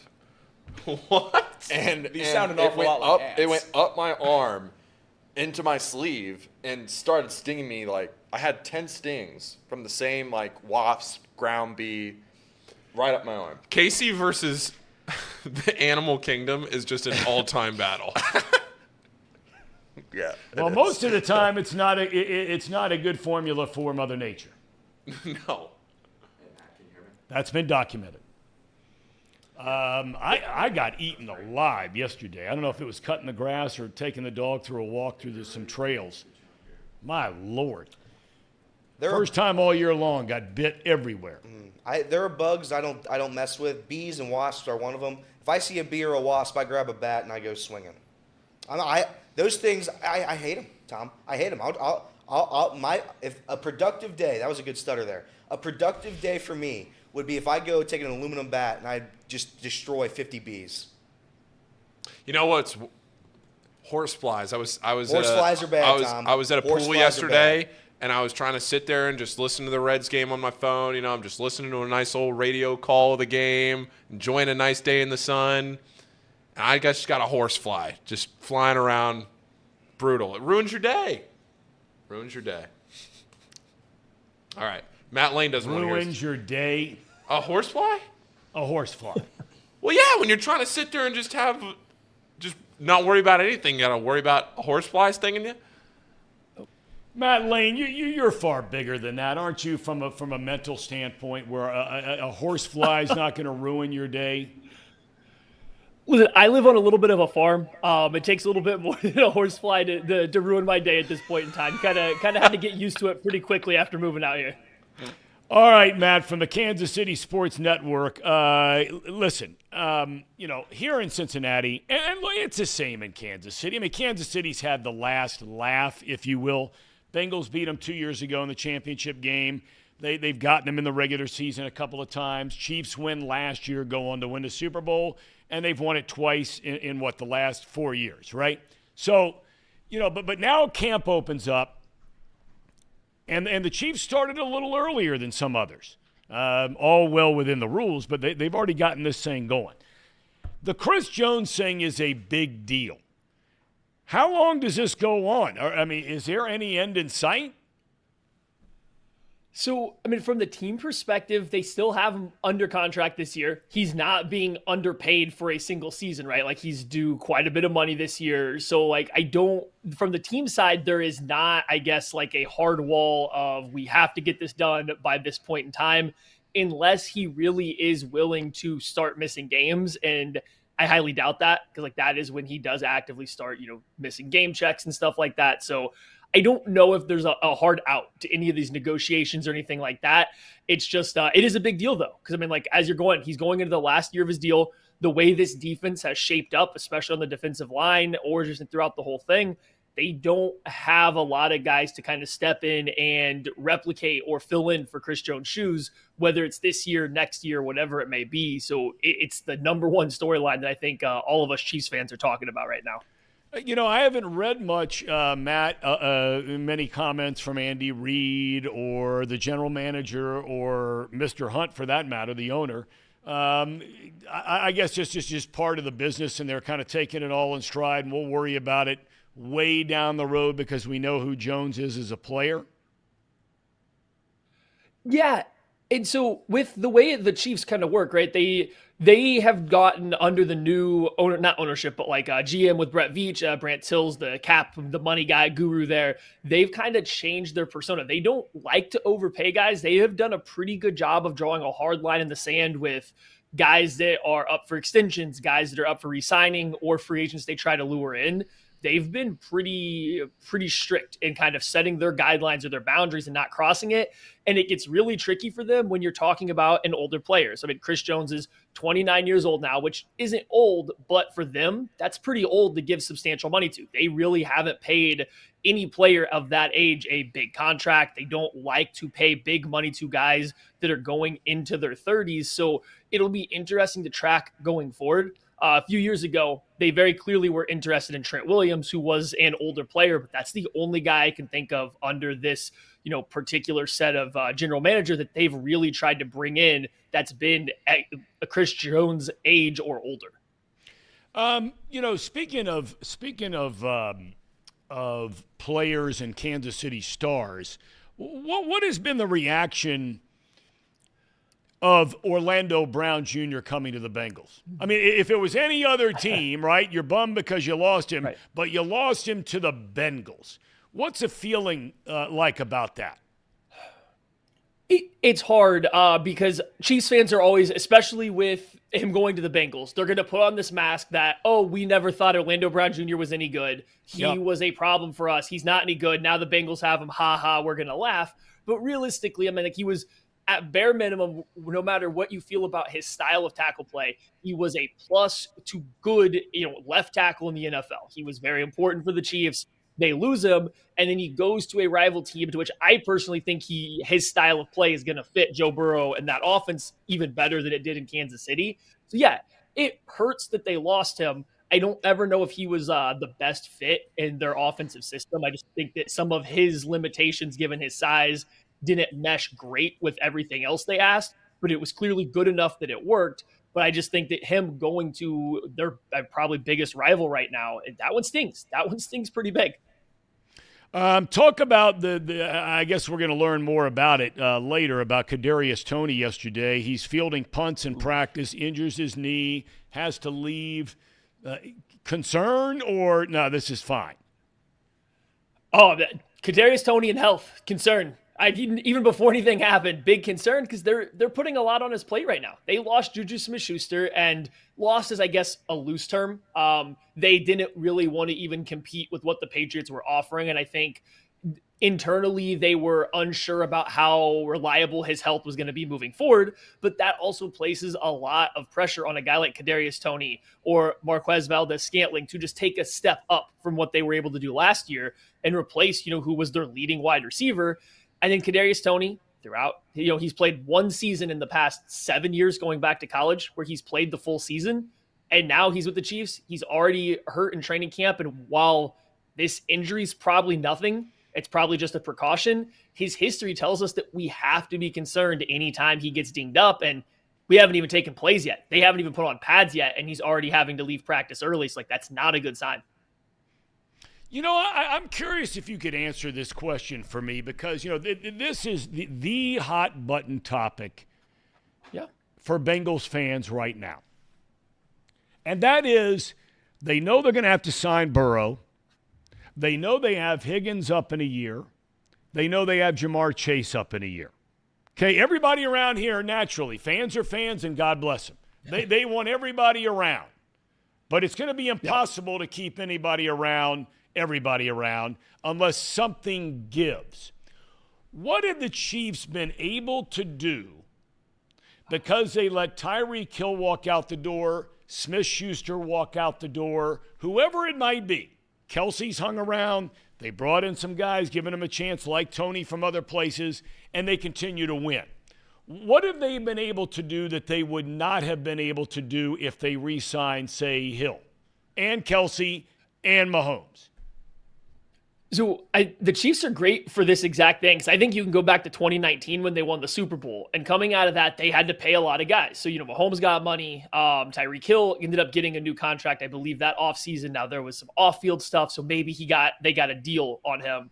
Kelsey had a new deal. Chris Jones had his deal that he's currently on signed then. So they signed a bunch of guys after that first Super Bowl, and a lot of money, and they kept all the main players. The problem is they were a very thin team. The depth of the team was lacking, and you kind of saw in 2020 when, yes, it was a lot of injuries, but they didn't have the backups to fill in the injuries that you get in an NFL season, so that kind of cost them.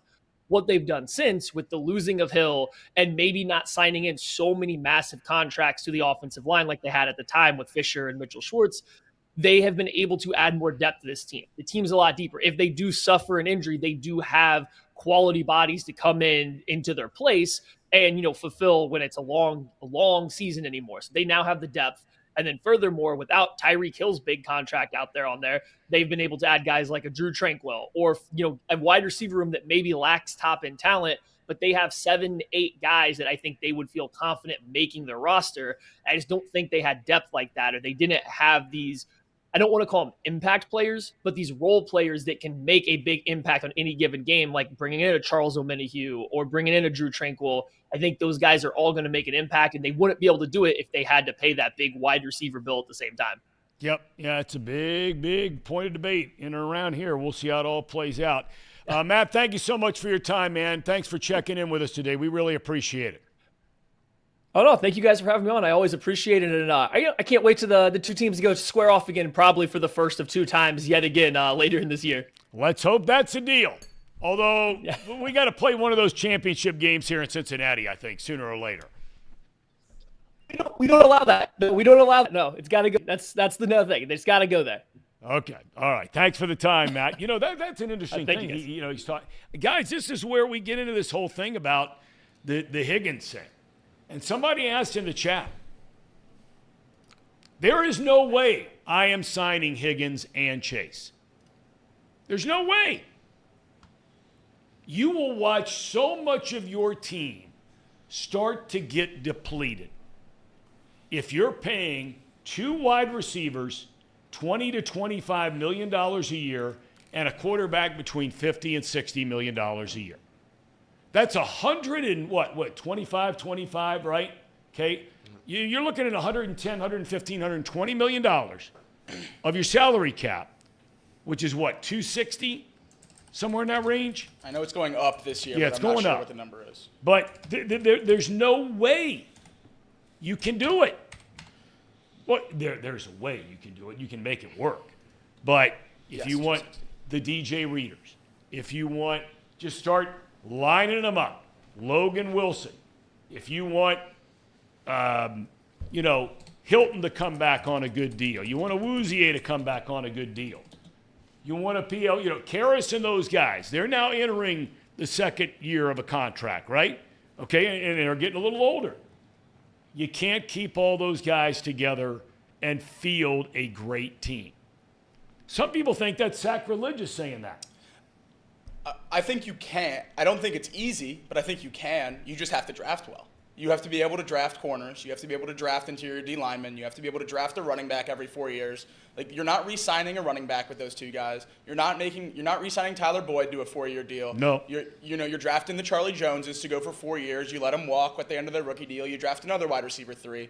And that's a sustainable model if Jamar Chase and T. Higgins can keep this up for the duration of their contracts, I think. But they have to be this good the entirety of their contracts. Yeah, and I think the game that you have to play is what is the easiest to draft at the higher parts of the first round, right? What's easier to draft at the lower rounds? Like the Bengals have done a really good job as of late, in my opinion, at finding positional value at the rounds that they're slotted in, right? They go get Dax Hill at 31 2 years ago. That was really good value. This year, Miles Murphy at 29 or 28. Really good value for where he was projected at. And the position makes sense. DJ Turner was a first-round pick on a lot of DJ boards. Turner, a corner in the second round. That low, he probably should have gone earlier. We'll see how he plays this year, but those were all very smart moves, and those start to add up over time. In the past, I think Bengals draft was really based on need, and they've caught up to a point where they can draft for the future. And that's where you want to try to get at and sustain really good play on the field. So you got to give them credit for what they've done so far. Getting guys like Logan Wilson in the third, Jermaine Pratt a couple years before that. The mystery has just been the offensive line. They can't figure out how to draft offensive line. They've pretty much figured out everything else up to this point, if you ask me. So, I mean, for the Bengals to sign Higgins and Jamar Chase, I do agree with you. I don't think it's smart to put $60+ million in just 2 players on the same position. But I think they can do it, especially when in 2024 the projected cap space goes up another 25+ million. Yeah, this year it's around 225. Next year it goes up to 250 and goes up the year after that too. Yeah, and that all ties into their big plan, and I think they can get it done. But it's going to be close. It's going to be tight. We're not talking with any wiggle room. They're going to have to be precise. And I think on all this. If you look around the league, the Patriots built their dynasty. Tom Brady didn't have a plethora of weapons. He had Gronk, right? Patrick Mahomes, the dynasty that's being built in Kansas City. He has Travis Kelce, generational tight end. But I mean, you look at who they have to throw to, right? Edelman wasn't a great receiver. Brady elevated the game. He was a quarterback coming out. Correct. I think having 2 superstar talents like this on the offensive side of the ball, it's not the formula for success as we've seen in New England and in Kansas City. I mean, I'm looking at the Super Bowl box score right now. Juju Smith-Schuster is the second leading receiver. After that, it's Justin Watson, Jerick McKinnon, Noah Gray, Kadarius Toney. Like, they don't have a plethora of weapons. The Chiefs still are able to win a Super Bowl because they can allocate funds elsewhere. I think Tom is right. I don't think you pay T. Higgins, but to Jacob's credit, if you can do it and do it in a way where it doesn't just destroy the rest of the team, you have to at least try.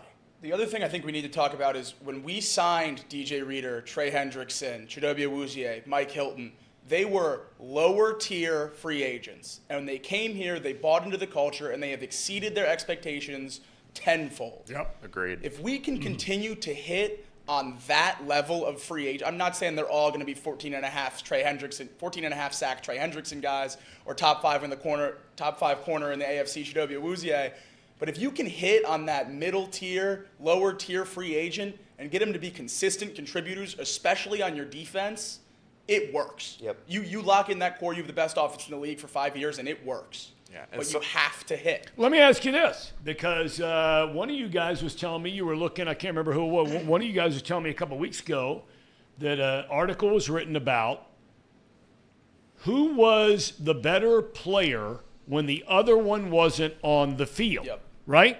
I think it was you who was telling me about I think it was actually Paul. Paul, about, Yeah. like when, so in other words, there were games this year and plays this year where Chase would be on the field and Higgins would not. Flip that around, times when Higgins is on the field, Chase was not. Higgins had much better numbers, and the offense had much better numbers when Higgins was on the field and Chase wasn't, then vice versa. Is it a slam dunk that you keep Chase over Higgins if you have to pick one or the other? I don't think it's a slam dunk. I think it is, because I think keeping Jamar Chase helps you keep Joe Burrow. I think letting Jamar – I know the years are flipped. Jamar comes after Burrow. But if you consciously pick T. Higgins and let Jamar Chase walk, I think that is detrimental to the relationship with Joe Burrow. I think Jamar Chase is significantly better. I also agree with that. I don't think it's even close. Significantly? Significantly. Jamar Chase is the top 5 receiver in the league. Yeah, athleticism puts him far and beyond T. Higgins. And I think T. Higgins is phenomenal. But and we joke about it, but like the Madden rankings, like not a lot of people are thinking T. Higgins is a number 1 guy, which is not a knock on him. There's a role for a number 2 wide receiver. I think T. Higgins is a number 1 receiver in various markets and various teams in the NFL, just not on this one because Jamar Chase is here. Is that a slam dunk for you? Yeah, I think Jamar Chase is the number 1 guy, and I think that's the one that they should focus on. T. Higgins, to me, he is a number 1 in multiple markets, but you can't. It's tough. You got to spread the ball. Like, you can't necessarily go 50-50 all the time, right? Like, sometimes Chase has got the better matchup. Sometimes T. Higgins has got the better matchup. It's so intricate, and I think they do a really good job when they're both on the field. Honestly, I think when you have both of them, you're going to have the best opportunity to get the best looks, to create other opportunities for other lesser talent. Which, let's be very clear, it was T. Higgins, Jamar Chase, and I'm not even going to include Tyler Boyd on this, and Joe Mixon, and that was pretty much the offense. Everyone else was very low talent level, and they were picked up significantly by both of those guys being on the field. As soon as one of those guys was off the field, you see what happens in the championship game. With T. Higgins and Jamar Chase on the field, we were talking about Trenton Irwin as a legitimate wide receiver 3 for about 3 weeks. Well, that's why they got Jones. Right, no, I know, but I'm saying the amount of tension those 2 guys can take away from that third receiver, you don't, as much as I love Tyler Boyd and what he's done for this team in his time here, you don't need a guy like Tyler Boyd as your third receiver. You just don't. You can survive with worse third options with those 2 guys because they take so much attention. They do. From the back end. They do. All right, do we have a cherry on top today, boys? Because we have to get shortly here to box to lunch. Yeah, we do. I just sent it to Casey. So this is more of a story than it is a cherry on top, I guess, with like a video. This is more of a sports story, but I just wanted to talk about it here to end the show. Okay. Casey, run it. We talked about this off the air before the show started. I think you were still coming back in here into the room. So, Tom, this is Mbappe, one of probably the best soccer player in the world right now.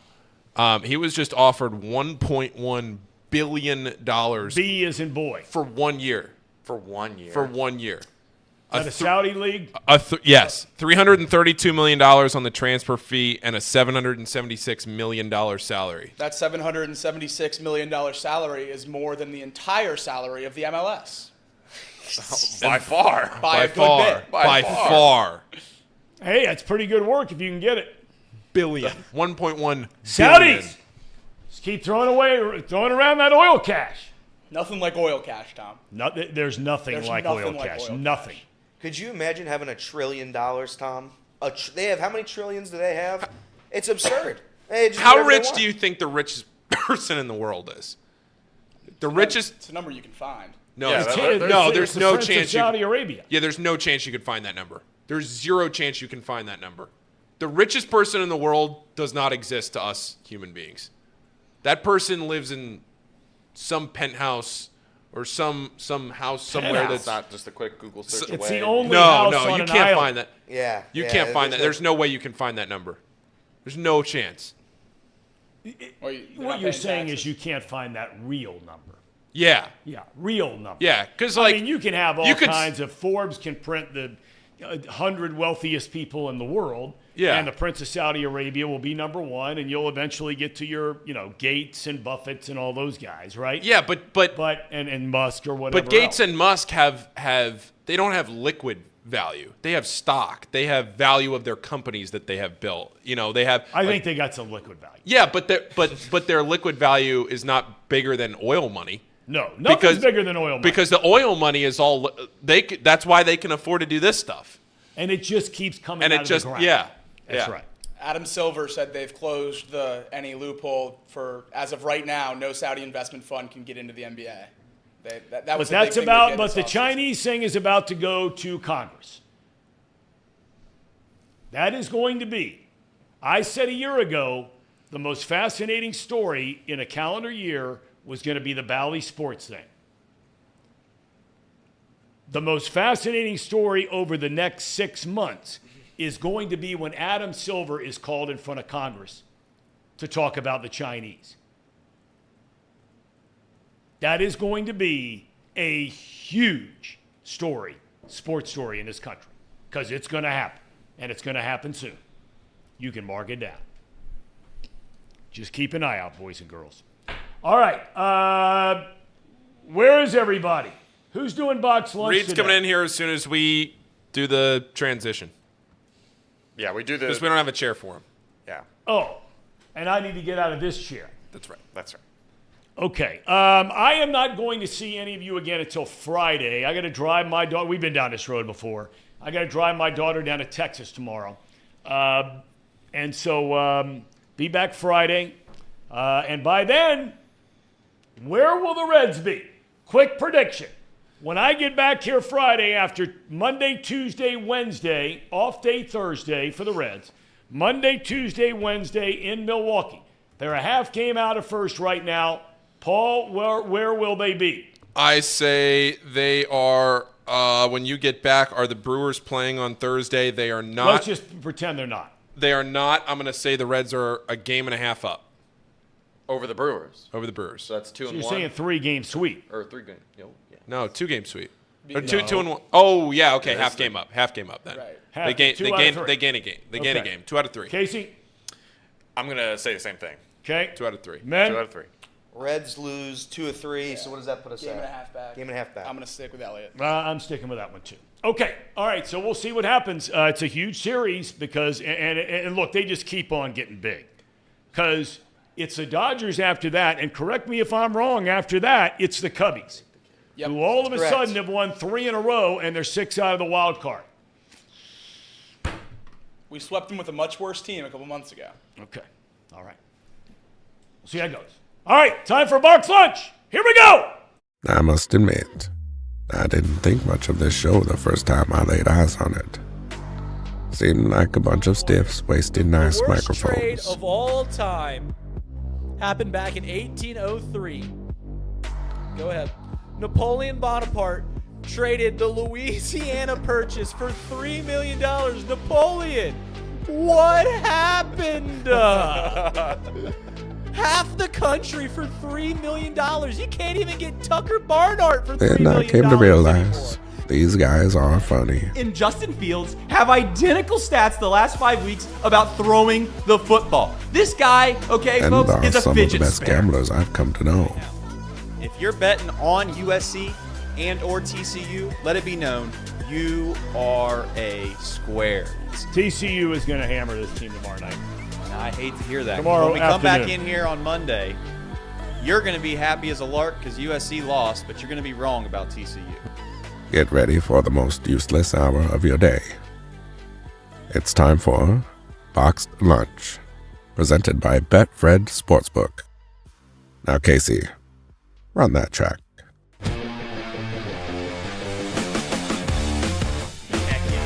That's just the intro going forward, guys. I think it is. That's just the intro. I think I found it. It sets the vibe. It does set the vibe right. This is Box Lunch presented by who? Jacob? Betfred Sportsbook. Heck yes. Elliot? Pawnee Water. No, Betfred Sportsbook. Best sportsbook on the planet. There we go. Casey, go ahead and go to the restroom. Yep, thank Get you. out of here. Get on out of here, Casey. I got you. It's I got a you. three-hour I got you. thing. Everyone needs to take a bathroom break. That's okay. See you, Case. Guys, welcome in. Jacob, Elliott, it was a fun weekend with you guys. I hope the basketball tournament went well, Paul. Work-wise, it went well. Paul, I hope you had fun. I hope you had a lot of fun. I know it was easy going Watching over there. basketball inside. Yeah, we don't need to dig down, Paul. We don't need to. We're just having fun here. It was fun. You know what? We made a lot of jokes. They kept making jokes about Elliot risen up girls at the Middletown. Elliot did not like that one bit. Not one bit. But you should have seen the riz that Jacob had with the Lemonade Girl. I mean, it was off the chains. In all seriousness, I probably shouldn't tell this story, but my wife and my sister-in-law came to the Balloon Festival on Saturday, and I walk up and say hi to them. The first thing that comes out of my sister-in-law's mouth was, "Who's that guy working over there?" Talking about Jacob. She's like, "He's hot." And I was like, "Oh my God, Ellie." I was like, "You don't need to get around this guy. This guy's riz is unbelievable. He's gonna be going down to Tuscaloosa. Just forget it." I was like, "Ellie, gosh darn it." All right, guys, before we start this show, I am gonna sit up here and I am going to secede in the whole Hamilton chatter. The whole Hamilton back and forth, the whole sparring that we're doing. I'm punting on it. And I'll tell you why. First off, I'm wearing a Hamilton shirt and I'm wearing a Potter's National golf hat that I'm proud to be. This wasn't planned until that segment, and it irks me that we keep doing this. It does irk me, and I'm acknowledging that it shouldn't. I can't let it bother me so much, but it does. So I'm just punting on it from here on out. There was a time where I used to drive around this city, and I was proud of, you'd see something being built, and you're like, heck yes, Hamilton. Or you see a family, you're like, heck yes, Hamilton. And ever since all this sparring happened, I've got I drive around this town, and I've got a very negative light. No. I look around, and I see people, and I'm like, God, if only Elliot and Jacob saw this, they would, or Paul, or Tom, they would immediately just start making fun of Hamilton. And I'm tired of having that negative light. But here's the thing: what you don't understand, Reed, is that if we had the show on the west side of Cincinnati, I would make the same. Me and Paul would still make the same exact jokes. It's just that the show is hosted here, so when we look around, we're just looking at the environment. If this was in the west side of Cincinnati, I'd have the same comments. Well, I'm saying that the fact that I take such personal offense to it carries on the bit. 100%. Oh, right? 100%. Like that's why it is brought up on almost every single show. So I'm done. Well, I'm punting it. I lost the Battle of Hamilton. We're not punting. Yeah, I'm done. You guys can do whatever you want. I'm done. You doing this wearing an I Am Hamilton shirt is just awesome. And a Potter's National. Yeah, Potter's that's just National awesome. hat. Yeah. It's great. I'm done. If you guys want to belittle the town that gives you a job, so be so be it. Is that a if you want to do that. It was at first, I think it was, a shtick just to play with Reed, but then I saw a guy with a lawnmower mowing the street. He was not mowing the street. He didn't have a car. He was doing work and was just transporting the mower the only way he knew how. But I've seen him multiple times, and at this point, you just got to wonder. I mean, he didn't get a car from the first time you saw him to the second time you saw him. I'm just evidently. Yeah. Listen. This is no jest. I'm just trying to be a nice guy. I love Hamilton with all my heart. I'm punting. I'm done. I'm done. You guys won. I lost. It's okay. Reed, and this goes for Paul too. Guys, I'm really stupid. So you can't. When I say things, you have to have like a brief moment where it's like, all right, this is Elliot speaking. So let's just rewind. Yeah. Let's just go back. Take a deep breath. It's not real. It's not a real person speaking. It's a troll. I take too much offense, and it's okay. It's okay. I shouldn't. And we're just gonna carry on. We're just going to keep on. Nick says Elliot and Jacob need to clean up their backpack situations before trashing other towns. Get it together. I think it's fine. Come on. I think it's fine. I think it's great. Now, what are you laughing at now? I'm laughing. So we hop in Elliot's car. The Impala. No. Now we're doing. Paul, you're going to like this story. We get in the Impala, and Elliot's feverishly just trying to clear space because it's a dirty car. And I'm not you can never judge another man's car. I'm a dirty person. I'm a member of the Dirty Car Society. Even on my car, there's 1 billion blonde dog hairs everywhere. But Jacob and Elliot's Impala, he has a sunglasses holder up at the top. And how did Elliot decide to utilize that space? That was his napkin holder. So he's just got 500 napkins shoved in this sunglasses As tightly holder. packed as it could possibly be. I mean, you could get a bullet. You couldn't get a bullet through this many napkins. How many he had shoved up there? Look, it's a tough look, no doubt about it. My car is a mess, but to be fair, when I don't drive, like I don't have most people don't have people get in their backseat of their car. Paul is a trooper because we use Paul's car for lunch every single day, so Paul knows he has to clean up back there a little bit, and it's very nice. Wait till you get in it today. So last night we took family pictures at Lizzie's on the farm. Yeah. And it poured down rain. Right as our photographer got there, it started pouring down rain. And so we kind of like braved it, except that it got all wet. So now the car is, it's just total. There's just dirt everywhere. Yeah, so like my car had like a 10 by 12 framed picture of me and my mom in there. If you can think of an item, you had it in your car. I had flip-flops in there. I had several water bottles, several canisters. Everything. I don't judge on a dirty man's car. I have camping. It was a tough look. My backseat was also unusable. And by the way, had I known I was doing that day, I would have cleaned it up. Just for the record. That's good. I'm glad. Thank you. That means a lot. Thank you. Your text at 2:30 on Saturday night was the best text of the weekend. Which one was it? Or the 1:45, the group picture you sent? Prank Paul. Yeah. Okay, yeah. So can we? You want me to talk about that or no? Yeah, go ahead.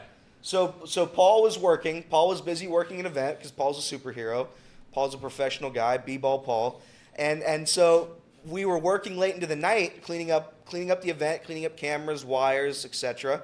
And It was 10:45, and I was leaving the Cintas Center, and I called Casey and Elliot, and I was like, hey, I know you guys are probably about to tear down. I'm probably 45 minutes to an hour away from Middletown. Do you guys need me? And they were like, well, I don't know. And I was like, well, I don't mind coming up there at all. I brought a change of clothes in case you guys needed me to come up there, but this is probably like a 90-minute round trip, so I don't want to get up there and have you guys like immediately turn it around. Just let me know. So Elliot and Casey say, no, like it's okay. By the time you get up here, we'll probably be close to done. I was like, that's fine. Just don't text me at 1 a.m. and say you're still there. We waited till 1:45. Yeah. So the plan was Casey I think had the idea first, like, oh yeah, we should prank Paul with this, and I'm like, absolutely. And I think because Paul felt so bad for missing it, and Paul was like, dude, I'll come up there at 12:30. And I'm like, no, you don't really have to. So then at 1:45, I get home.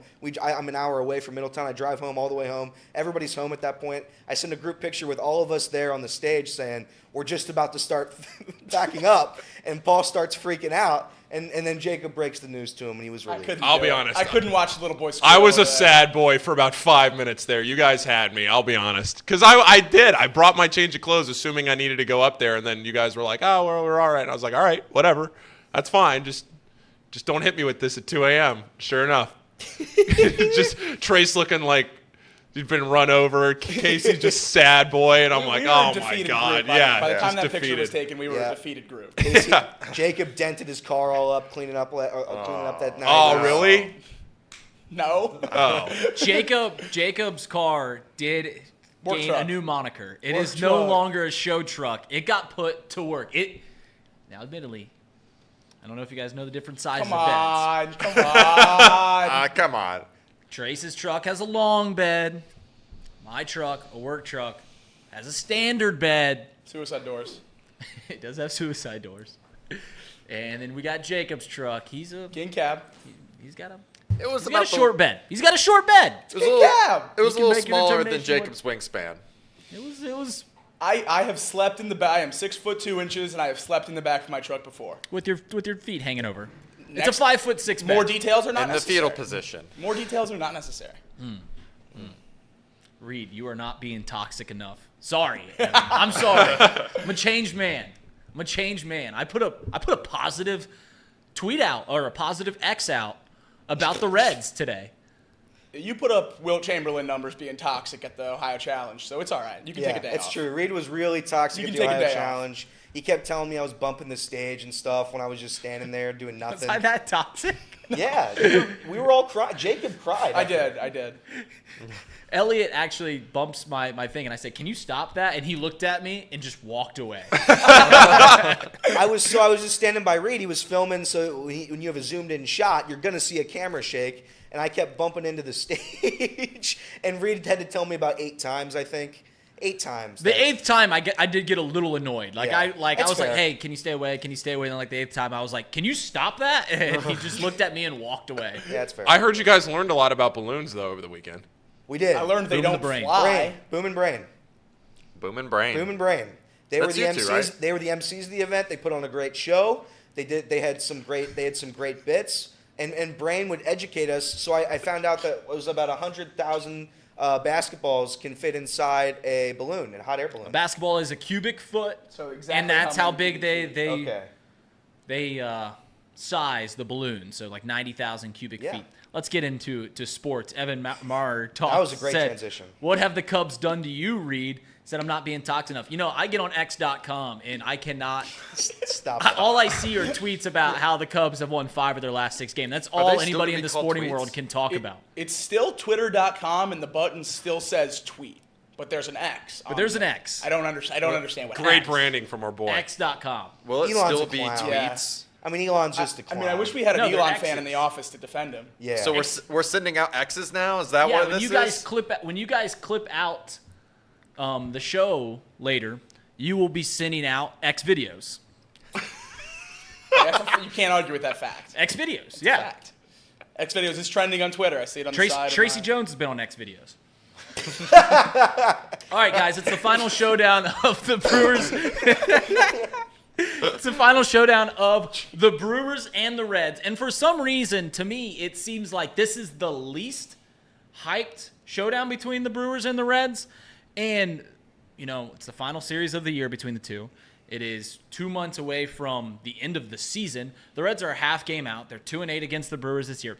Do you guys share the opinion that this is the least hyped? Like, I feel like we're not talking about it as much as we talked about the other 3 Yeah, meetings. well, especially the last two, the two around the All-Star break. We were talking those up like it was make or break 6 games for the season, and then I think we kind of realized as we went 1-5 in those 6 games, and we're sitting here about a month later, a half game back.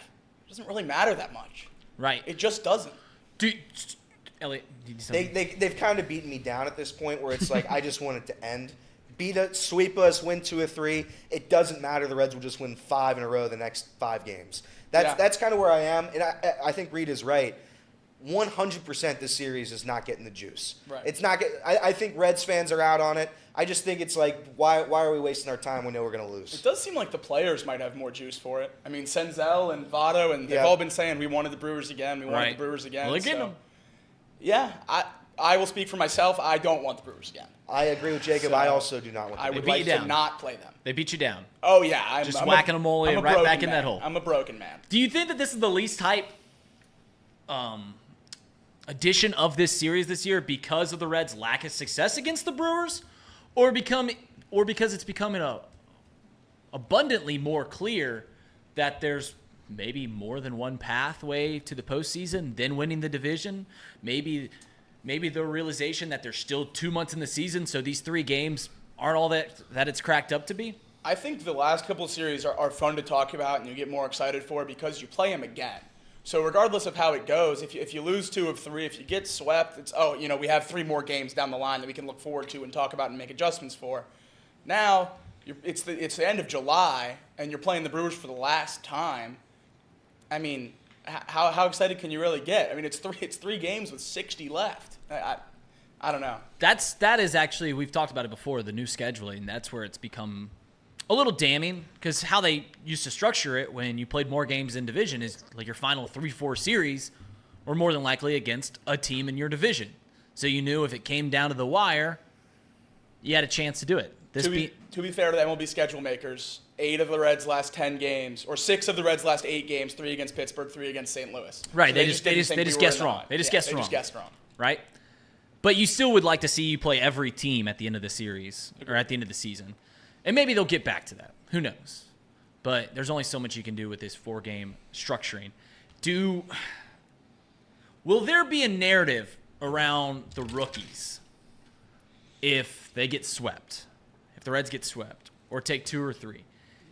Will we start hearing a narrative about how the rookies a little too jittery, a little too young, inexperienced, not ready for the big games yet? If they, crap the bed again this series, do you think there will be that narrative start making its way into public light? No. Probably. I mean, Elly went 2 for 30, and people were asking to send him back down to AAA, so it's probably exactly what people will be saying. But no one that actually watches baseball and knows what they're talking about would be having any concerns about any of these rookies. All of these rookies have earned a slump. All of these rookies have earned a stretch of bad play. This is nothing. That's a nothing burger. I think the rookies have. The rookies are the reason the Reds are here. First of all, the Reds are not in a first place race with the Brewers without them. So, no, that's nonsense. The fun thing about this series is because it's so underhyped at this point. Like we said, it's the least hyped of the 4 series against the Brewers this year. The fun thing is the Reds lose the series. It's just more of the same, right? The Reds can go on and beat whoever else as they've done all season long. I think I put this up earlier. They're 12-17 in division. They are, 4-13 against the Pirates and the Brewers this year, and have a winning record against the Cubs and Cardinals. But if the Reds sweep the series, if the Reds take 2 or 3, then it's a lot of buzz. It's almost like a win-win for the Reds at this point. I mean, as long as they don't get swept out of the gym and they go down 3.5 games into the next series, but even then, it's not that big of a deal. If the Reds win tonight, that's massive. I know that sounds obvious, but the Reds winning tonight just takes so much pressure off the next 2 days, because then the worst you can be is a game and a half back. Right. Being a game and a half back versus 3.5 back, and just because being 3.5 back means you got your brains beat in and got swept again. So to me, take one. Yeah, to me, winning tonight is just huge. Just huge. Getting swept is honestly the name of the game. Not getting swept and getting sweeps in Major League Baseball.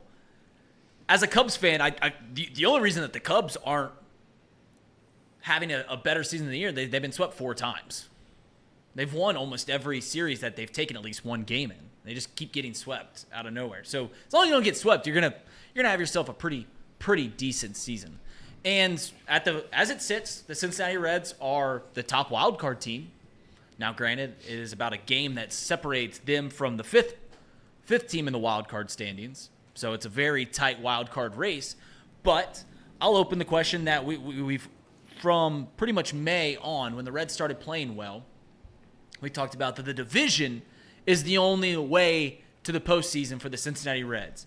It's becoming more and more clear that isn't necessarily the case. It's still the most likely scenario that the division winner is the only NL Central team that makes the postseason. But is the image becoming clear for you guys that the Reds don't necessarily have to win the division to make it to October?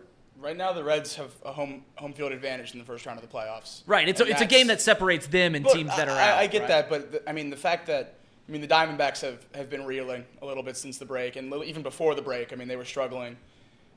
You got to think Philly's gonna get it together. They've been playing good baseball lately. That record's just gonna keep getting better and better. Who knows what's going on with the Marlins? Yuri Perez is gone for some unknown reason. I get the innings limit, but come on, you're playing for playoff baseball. Keep the guy up. I don't know. I think we definitely could sneak in, but I just don't believe that the NL Central winner is going to have 90 wins. I still stand by that. I don't think so. And what are the Brewers on pace for? Right at 90? I think we're both pretty close. I think the Reds are. It's very close. It's pretty close. It's very close. Yeah, I haven't seen it. It's like 88 maybe. I know we were 89.5 at the break, so I'm not, and we went 500 since, so it's probably pretty similar. Yeah, it's actually. While we're talking about getting close to 90 wins, I remember I scoffed at Paul a couple months ago. I scoffed at you because you were talking about the hitting the over on 66 wins. Yeah. And you pointed out August 8th over under when the Reds were going to hit the over on 66. And I was like, August 8th? They'd have to be on pace for a 93 win series. And this is when they were a game under 500, 2 games under 500. right on the money. Yeah. That's looking like right on the money. Who would have known that the Reds, rattle off 12 in a row and keep it winning and get on pace for 90 wins? Paul, real quick, I'm sorry to cut in, but isn't it crazy how the stat I brought up, and I think Paul and I have been on this wagon, every time the Reds go on a losing streak, they match it with a win streak and vice versa. Yeah. It's the whole season. So it's like even if you lose 6 in a row, there's the chance of the Reds matching that number right when it ends. So it is crazy to think that like we're more than a halfway through the season and the Reds are legitimate contenders for the division. And again, this goes back to the same point that I've made probably twice now on the show where I've talked about, it feels like every team in sports has a team that they just can't beat. Whether it's the Bengals going up to Cleveland and for some reason, whatever the reason is, they just can't win in Cleveland, or whoever it is. I've used Xavier in Villanova, just can't beat Villanova. Butler. That's right. Or, Cincinnati just can't beat Xavier. And, you just have teams on your schedule that you just can't beat. Except for Saturday. That's right. Are you going tonight? I was thinking about it. The issue is I care so little about this event. I just didn't know if because it is like the nostalgia of it is fun. It's fun, but man, people who are like UC beats it, crosstown shit, what are we doing? Yeah, Guys, okay. Let's calm All down. right, but anyway, point is you can overcome those things. Like look at the Bengals. They get blown out by the Browns. They go on and have a great season. It's just like these things happen. There's teams that you just struggle with on your schedule, and you get over it. I hate planning for losses, but, we say we get swept with 3.5 games out of the division. Then the Brewers go down to Atlanta for a 3-game series. So we could be, in 3 more days after that, we could be. And you guys are playing the Dodgers. I get that, but Right. the Brewers' schedule is very hard, and they pretty much stink against anyone else in the league. Are the Dodgers they're playing the best ball in National League, yeah, right? yeah. Right. Oh, yeah. They were like 6 games back in the West, in mid-June. And the Reds in the West Coast, not a recipe for success there. Hey, they swept them back in 2021, right? They did. 4 games swept them. 4 games sweep. 4 games swept them the first time. They ran that stat 100 times. First time since ever, I think. 4-game sweep of the Dodgers in L.A. Williamson, Weaver, Ashcraft in Los Angeles. That's wonderful. I had this debate. That's wonderful. I had this debate. Rank the top 4 starters of this Reds team when Green and Lodolo come back this year. As someone who watches the Reds the least in this room, it's Green. I think it's very easy, yeah. Graham. Or No. Green, Abbott, Lodolo, Ashcraft. I think it's Abbott 1. Okay, so game one of the postseason, we're not running Abbott out there? Not if Hunter Green can pitch in August the way he pitched before he got hurt. Right. Hunter Green's the best pitcher on the staff. Hunter Green's absolutely, without a doubt, the best pitcher on the staff. As of right now, I think it's Abbott. As of right now, I would run Williamson out there over Abbott. I forgot about Andrew Abbott for a split second. Abbott's 2. Abbott might be 3 if Lodolo's healthy. So then if Lodolo's out, Lodolo's last. Williamson's last. It's a 5-man rotation. I would have Lodolo behind Williamson at this point. I would not. Paul? I wouldn't put Green first coming off an injury. You'd have to obviously see where he's at. Graham Ashcraft's pitching really well lately, though. Yeah, he is. God, he's pitching really well. He's pitching because Graham Ashcraft now is giving you what you hoped you got out of Graham Ashcraft at the beginning of the year, and then he had that terrible late April, all of May, early June, and he got hurt.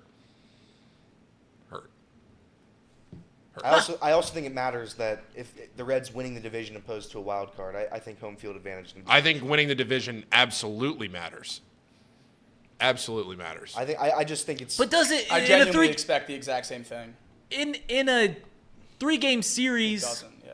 In a 3-game series, what's it matter? Unless the Reds are going to get the 1 or 2 seed, then just getting in is getting in. Yeah, at I agree that with point, Reed here. Right? I think if we win the division or if we make it as the wild card, I think we have a really good shot to win that first series, and then we're looking at a really, really uphill battle in the second round, and that doesn't really change. I think 2 or 3 at home against Milwaukee would be crucial at home. If we're the top wild card, we have home in the first round, right? Yeah. Yeah. Is the first series 3 games then? Right. Yeah. First series is 3 games. If we're the top wild card, it's the division. The division winner plays the third wild card team at home, 2 out of 3. Right. And then the first and second wild card team play each other in a 3-game series, whoever the top team is. All right. gets home field advantage for 2 games. And the thing would be, Out of 3. do you see a difference between the Braves and the Dodgers? And realistically, I don't. I forget, how do they structure it? Is it 1-1-1? Is that how they do it? Like I the don't wild know for card, or sure. is it like if you're the home team, you get two straight wins, and then the decisive game goes to the away team? No, it's not that. I don't know. I don't think it's that, but I don't know. So it for is sure. one. So I they believe it's play a game, 1-1. take a day off, game. Unless take a day off. unless the lower seed gets game 1. That could be. They used to could do be. that, didn't they? I don't know. I don't know think for so. Sure. I don't think so. I think it's 1-1-1. Elite sports takes here. All 3 at home is what Kirby said. Oh. Oh, what? Oh, then you want it, yeah. So then I'm right. Then okay. Then we're right again. Yeah. Take victory laps. They've happened so few over there, Elliot. Wow.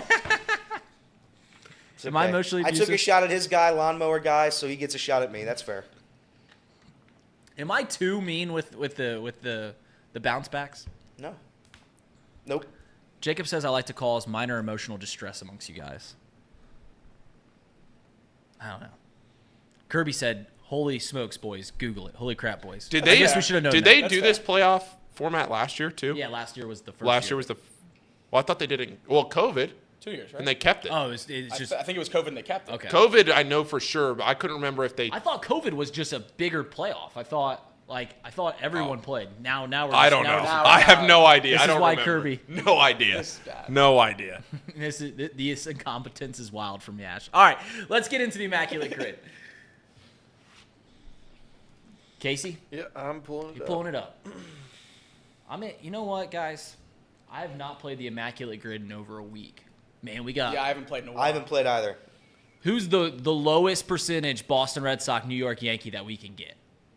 There's several. There are several. Yeah, but you got to pull something out for Yankee Hall of Famer. Like Phil Rizzuto. Yeah, like get deep in there. I mean, like we can go. Babe Ruth is an obvious one. We can go Johnny Damon, Wade Boggs.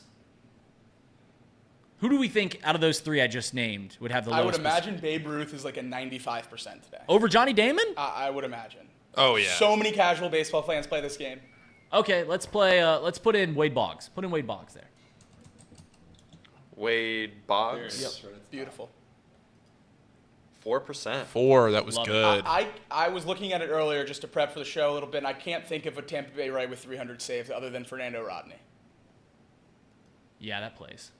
But I know he's going to be a Yeah, I don't. highest percentage. I really don't even know another. Fernando. Type in Rodney. Rodney. There he is. Fernando. That's a tough percentage, but That's okay. 67. Can't- Put in Rizzuto. God, I love that for the hat. Yankees Hall of Fame. Yeah. RIZZ. Phil. Yep. 3. Love it. Red Sox. Mariner. You got any classic Reds over there, Elliot? I'm trying.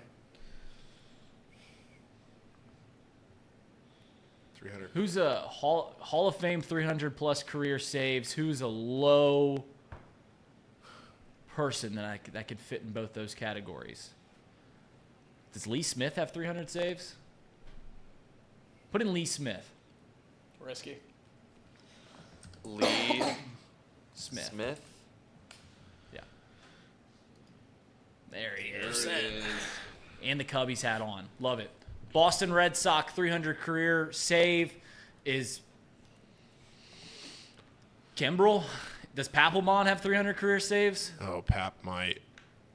Kimbrel would probably be definitely. lower. Put in Kimbrel. That's going to be a high percentage.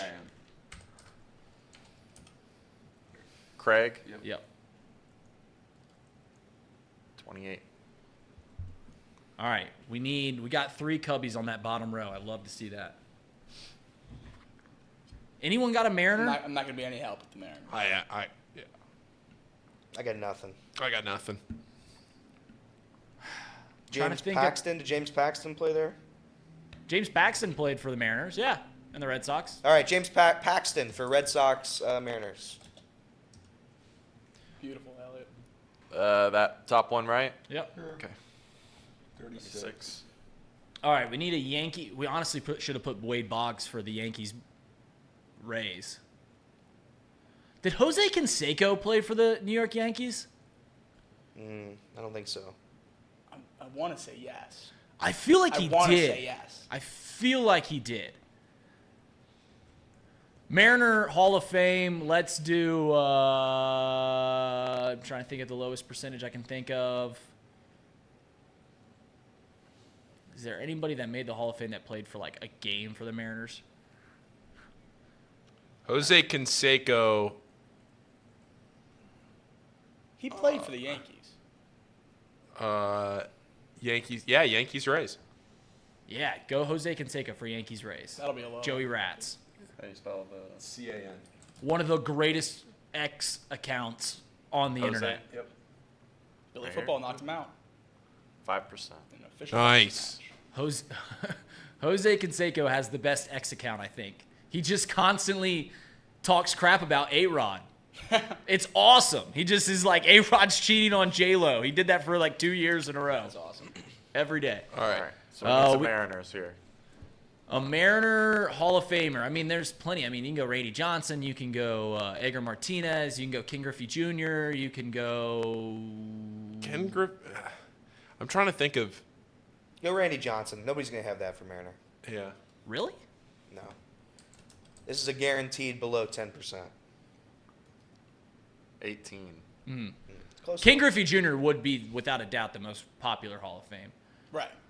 All right, so now we just need a Ray Mariner. I mean, I just have nothing. Yeah. Eric Kratz? No. I don't know, Eric Kratz. Brett Boone didn't play for the Rays, did he? Did Mike Cameron play for the Rays? Ooh. Mike Cameron hit. I'm 400. trying to picture that. Did Charlie Morton play for the Mariners? Did someone's Jake Fraley? That can't be right. That does not check. I recently looked up a guy that I played college baseball against that pitched for the Yankees like for four games, and he struck out like 12 guys in those 4 games. And one of the guys he struck out, I was looking at his game log, was Jake Fraley for the Mariners. I was like, oh, what a callback. Oh, good call by Yash. What'd he say? Tim Beckham. Tim Beckham. First overall pick. Rarity score. 5%. Look at that. Who was our just Fernando Rodney? Was there another answer than Fernando Rodney? They can't have. Scroll down. Oh, yeah, hang on. They guys. have the. There was 4 correct No, answers. Back up. 4 answers Yeah. for Fernando. Hit that show below the 4. See, I haven't even been on it since that. Who we got? Trevor Hoffman? Oh, no. Oh no, that's just everyone. I can't see. Yeah, I don't know. Oh, well. All right. All right, what do we got next? Barbieheimer. Barbieheimer. So who saw Oppenheimer this week? I did.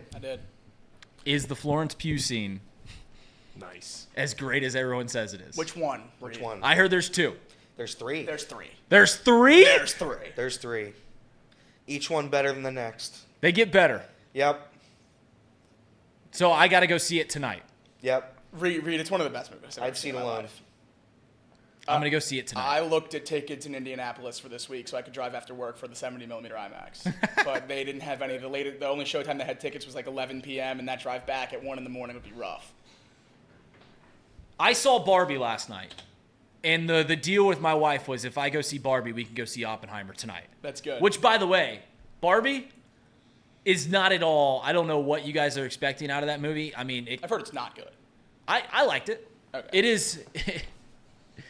The funny thing about it is my wife's coworkers saw it and they told her like 4 things about the movie, which none of them were true. And it was a terrible viewing experience for me because the entire time my wife just keeps going like, what was so-and-so talking about? Like, there's none of that. There's none of this. There's none of that. I enjoyed it. I thought it was a decent way to spend an hour and 45 minutes. Thought Ryan Gosling was very funny in it. I thought it was a fine movie. Don't know why Tom was giving it such a hard time. It was a fine movie. Margot Robbie. It's a children's movie. It is not a children's movie. The concept at all. irks me At a all. little bit. Yeah, it is. It's not. There's It's definitely not there's children's. not one element of children's movie. Yeah. In fact, the first scene in it, they make the joke beaching off 50 times in a. Well, isn't the opening scene 2001? Space Odyssey. Well, then they get to Barbie Land and they just keep all the Ken dolls are up against each other. Like, I'll beat you off. You want to beat me off? Let's beat you off. And they did that for a minute straight. It is not a kids movie. Is it whatsoever. PG or PG-13? 13. PG-13. And like I said, like you expect like this fun pink movie. It's actually a very existential movie about what your purpose is in life. It was good. It was okay. Did it transcend the toy? They said it transcended the toy, Reed. It was honestly, I don't know why Mattel okayed the movie. Because half the movie just makes fun of Mattel. Like, I truly don't understand why Mattel okayed it. It painted a very bad picture on the company that is Mattel. But Oppenheimer, I would recommend it. I will see it. I will recommend Barbie. It's okay. It's good. I will not see it, but I take your words and I'll use them. Come on, Margot Robbie's the most beautiful person, second most beautiful person in the world. Florence Pugh better. Good save. Florence Pugh better. Oppenheimer was good. That's a bad take. What? Florence Pugh over Margot Robbie? That's my take. You can have your take over there. So I think Oppenheimer's very good. I think it was a little too long. I don't think it needed to be 3 hours, if I'm going to be completely honest. But I heard the pace was good. Pace was great. But I don't think that it needed to be 3 hours. Like, there was some stuff in the beginning that I didn't feel that was needed, but whatever. They threw so much information at you. I think some of the dull points were necessary to just, like, catch up. Yeah. Christopher Nolan movies, the one thing that they throw a lot of information. He throws a lot of information at you really quick. Have you seen Tenet? There's that scene I with just watched that again last night. There's that scene with Michael Caine and Denzel's son where they're eating dinner, and like the whole movie is explained in like a 2-minute sit down. You're like, what were they just talking about? Happens way too quick. Interstellar, they do the same thing. They explain a lot of stuff at you very quickly. So if Oppenheimer does that, I'm okay with that though. I'm a big Christopher Nolan guy, but I was shocked that he was able to do with a true story what he's done with fiction so many times. Like, there's an element of surprise when you know exactly what's going to happen. Like, in Oppenheimer? Yeah, it's crazy. And part of that just comes from Cillian Murphy absolutely murders that role. Bad choice of words there. But he does a phenomenal job. That's an absolutely unbelievable role. It was an explosive role? It was an explosive role. I still stand by. I think Robert Downey Jr. is going to run away with Best Supporting Actor. I think he will. He had a phenomenal movie. The scenes at the end involving him are unbelievable. Yeah, I'm not going to spoil anything, Evan. Don't worry about that. But I thought Emily Blunt's scene when she was I won't spoil it. When there's a scene where Emily Blunt's character is investigated, that scene's really cool. 16, 17, no 18. What? I haven't looked into the full cast, and I didn't know Emily Blunt was in it. She's Oppenheimer's wife. Okay. Josh Peck is in it. Wait. Josh Peck was another one that I did not know was in it. Wait till you see who pushes the button. Wait till you see who pushes the button. It's the funniest thing of all time. I don't know. Is it Josh Peck? Because I won't spoil it. If it's Josh, I would love to see Josh Peck push the button. Yeah, he was in it. But are they too old to get that? Did you guys miss Diary of a Wimpy Kid movies? What movies? Diary of a Wimpy Kid. Too old for that. I did not watch that. I Read the books.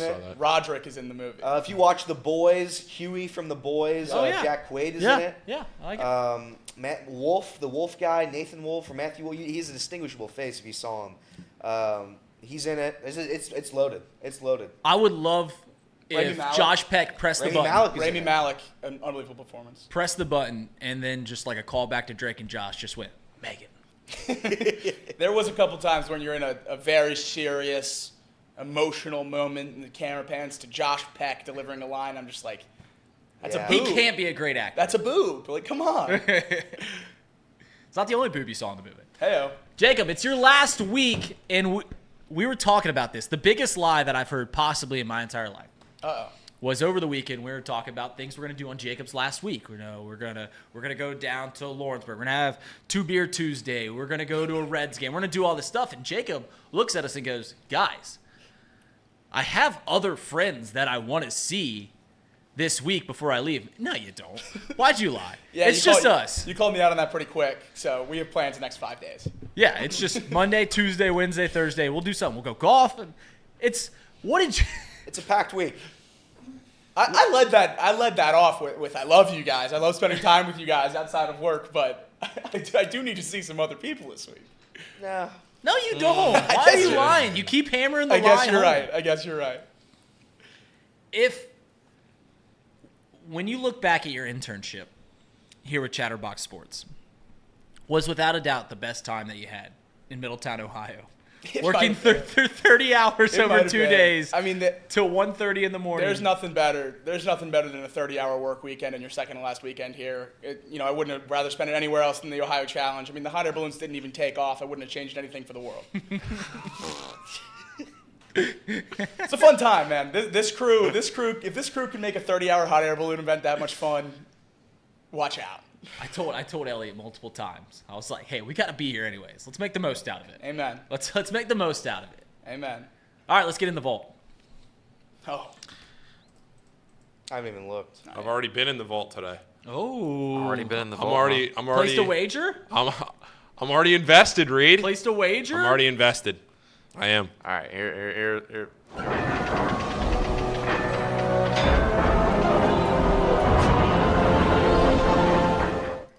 What was your wager, Paul? I'm in on the Reds. Little 1 unit, little dabble, but I'm in on the Reds. I'm in on the Reds. I'm glad that you're back. There was a while where you weren't. Until the last 2 weeks, 3 weeks, I haven't done anything since February. Yeah. But I'm back. He's back. Better than ever. Well, I'm back. Take the Orioles money line. They play the Phillies. They're an underdog. That was my pick as well. Yep, they're the underdogs. I love it. So I like the Orioles. I can't stand the Phillies. So tomorrow we got FC Astana versus Dynamo Zagreb. I would like draw at plus 320 for that one. That's FC Astana versus Dynamo Zagreb. You're going to want to take that draw. That's plus 320. That's a free lock there. By the way, soccer stinks. Go ahead. Is the boxing match this week? It is. We got UFC this weekend, too. Justin Poirier, Justin Gaethje. You guys taking Crawford or Errol Spence? Oh. Errol Spence. Very easily, right? You're on Crawford? I think I like Crawford. Value play. Casey, you betting on anything tonight? This show is sponsored by Betfred Sportsbook. Yeah. Depending on if Betfred has the player props up, which they probably don't. Yeah, those normally in they middle don't afternoon. usually come up until later. But I'll probably be taking something with Matt McLain. Probably total bases too. MM9. Yeah, something like Best that. number 9 in the city. Some are saying. Some are saying. Real quick, I know you guys probably didn't watch the British Open. The guy who won it, Brian Harman, there was something called on Twitter. It was a Brian Harman waggle, and before he tees off, he does this thing. And I do the same thing, not as long as he does it, but the lack of respect the people on that course had for that man was hilarious. 18th hole, he's about to win the whole thing. Everybody's like, "What are you doing, dude? Stop doing that." Broadcasters were ripping him. Fans were ripping him. He just does this weird thing where he just goes back and forth. I didn't get a chance to watch till yesterday, so I'm watching the last 9 holes, and it was incredible. I mean, it was like 18, 19 waggles per swing. It was crazy. I mean, because every time I thought he was going to, address the ball, swing, address the ball, swing. No, it was waggle, and then it was another waggle. And that went on for another 30 seconds. Oh, yeah. I saw the take on Twitter, and it fired me up a little bit. If he can win a major, Tiger's got one more in him. Tiger got one more in him. If that guy can win the British Open, Tiger can win another one. I agree. An American went over there and took the British Open after. By the way, as American as it gets, in his press conference afterwards, he said he's going to go cut grass. That's what he said. That's what he says. We can do that right here. He's going to go on. You got the sidewalk. He's going to go on it. I wasn't going to make that joke. That's pretty disrespectful, Reed, for your own hometown. Yikes. I did the thing where I looked up again. Yep.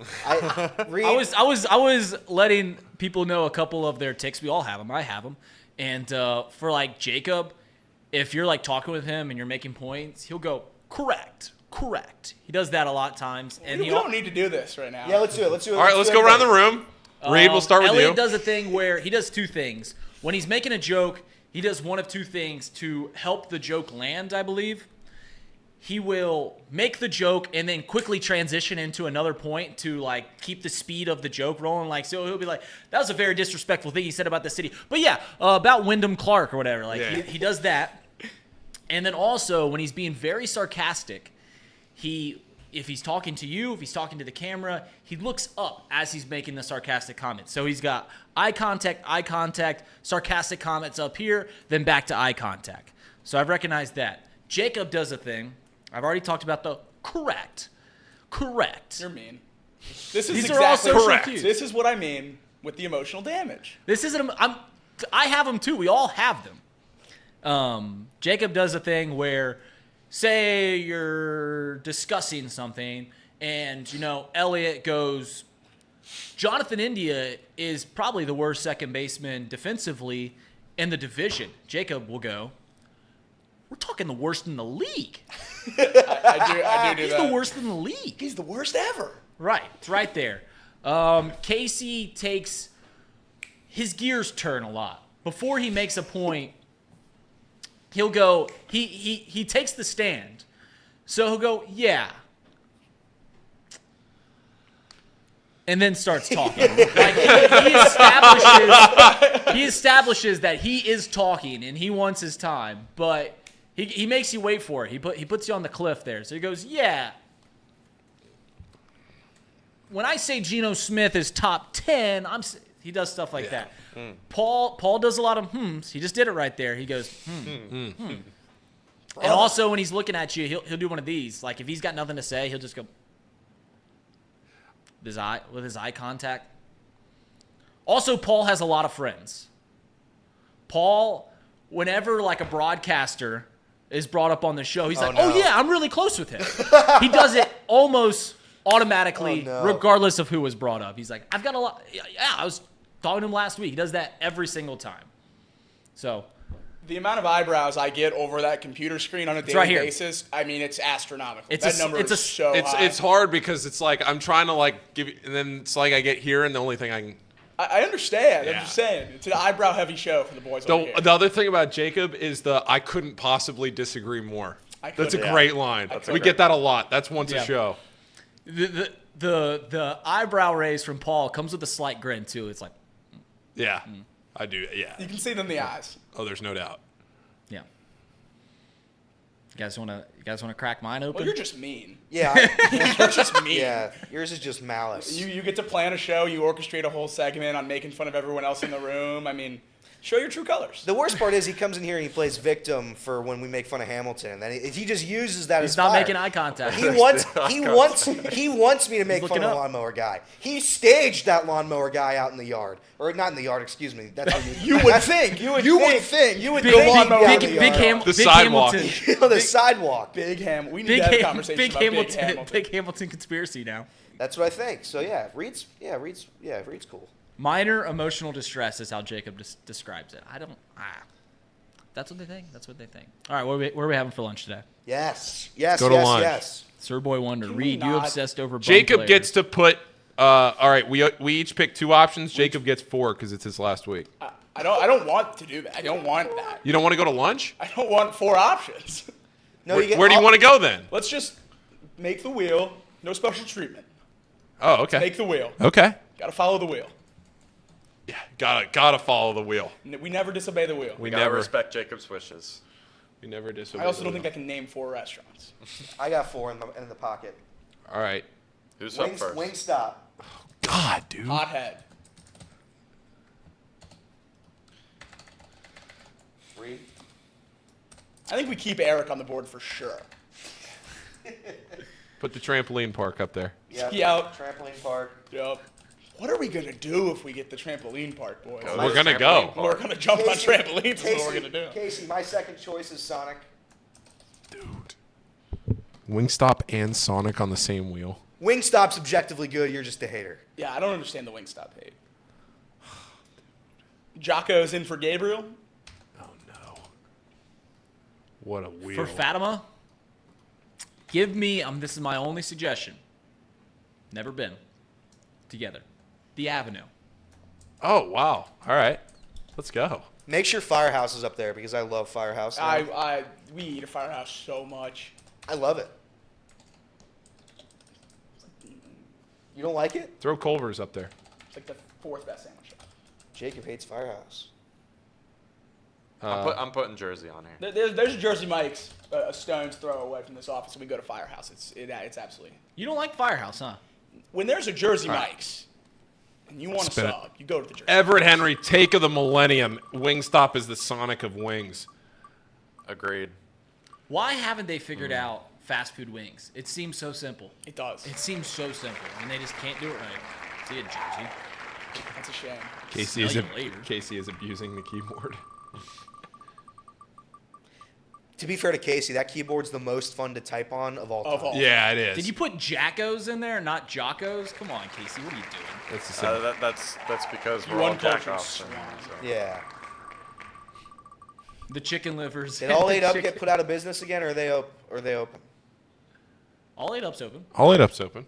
Should put that on there. Got bought out by Pinball Garage. Yeah, that place looks fun. It is fun. Pinball Garage looks fun. It is fun. No, sad. That stinks. Had Culver's yesterday. I only have one option left on this thing. On my way back from the cable baseball game, I drove by the Monkey Bar. What a great place that is. Oh, I almost went there this weekend. That place is great. All right, yesterday. So cool. Yesterday. That's near your neck of the woods, the Monkey Bar. Yeah. Yeah, it's a great place. On Friday, we're going to Gina's. Gina's Friday? Real 4-hour lunch on my last day. All right. The Avenue's still around. So what's our final 3 here? Sonic, Avenue, Firehouse.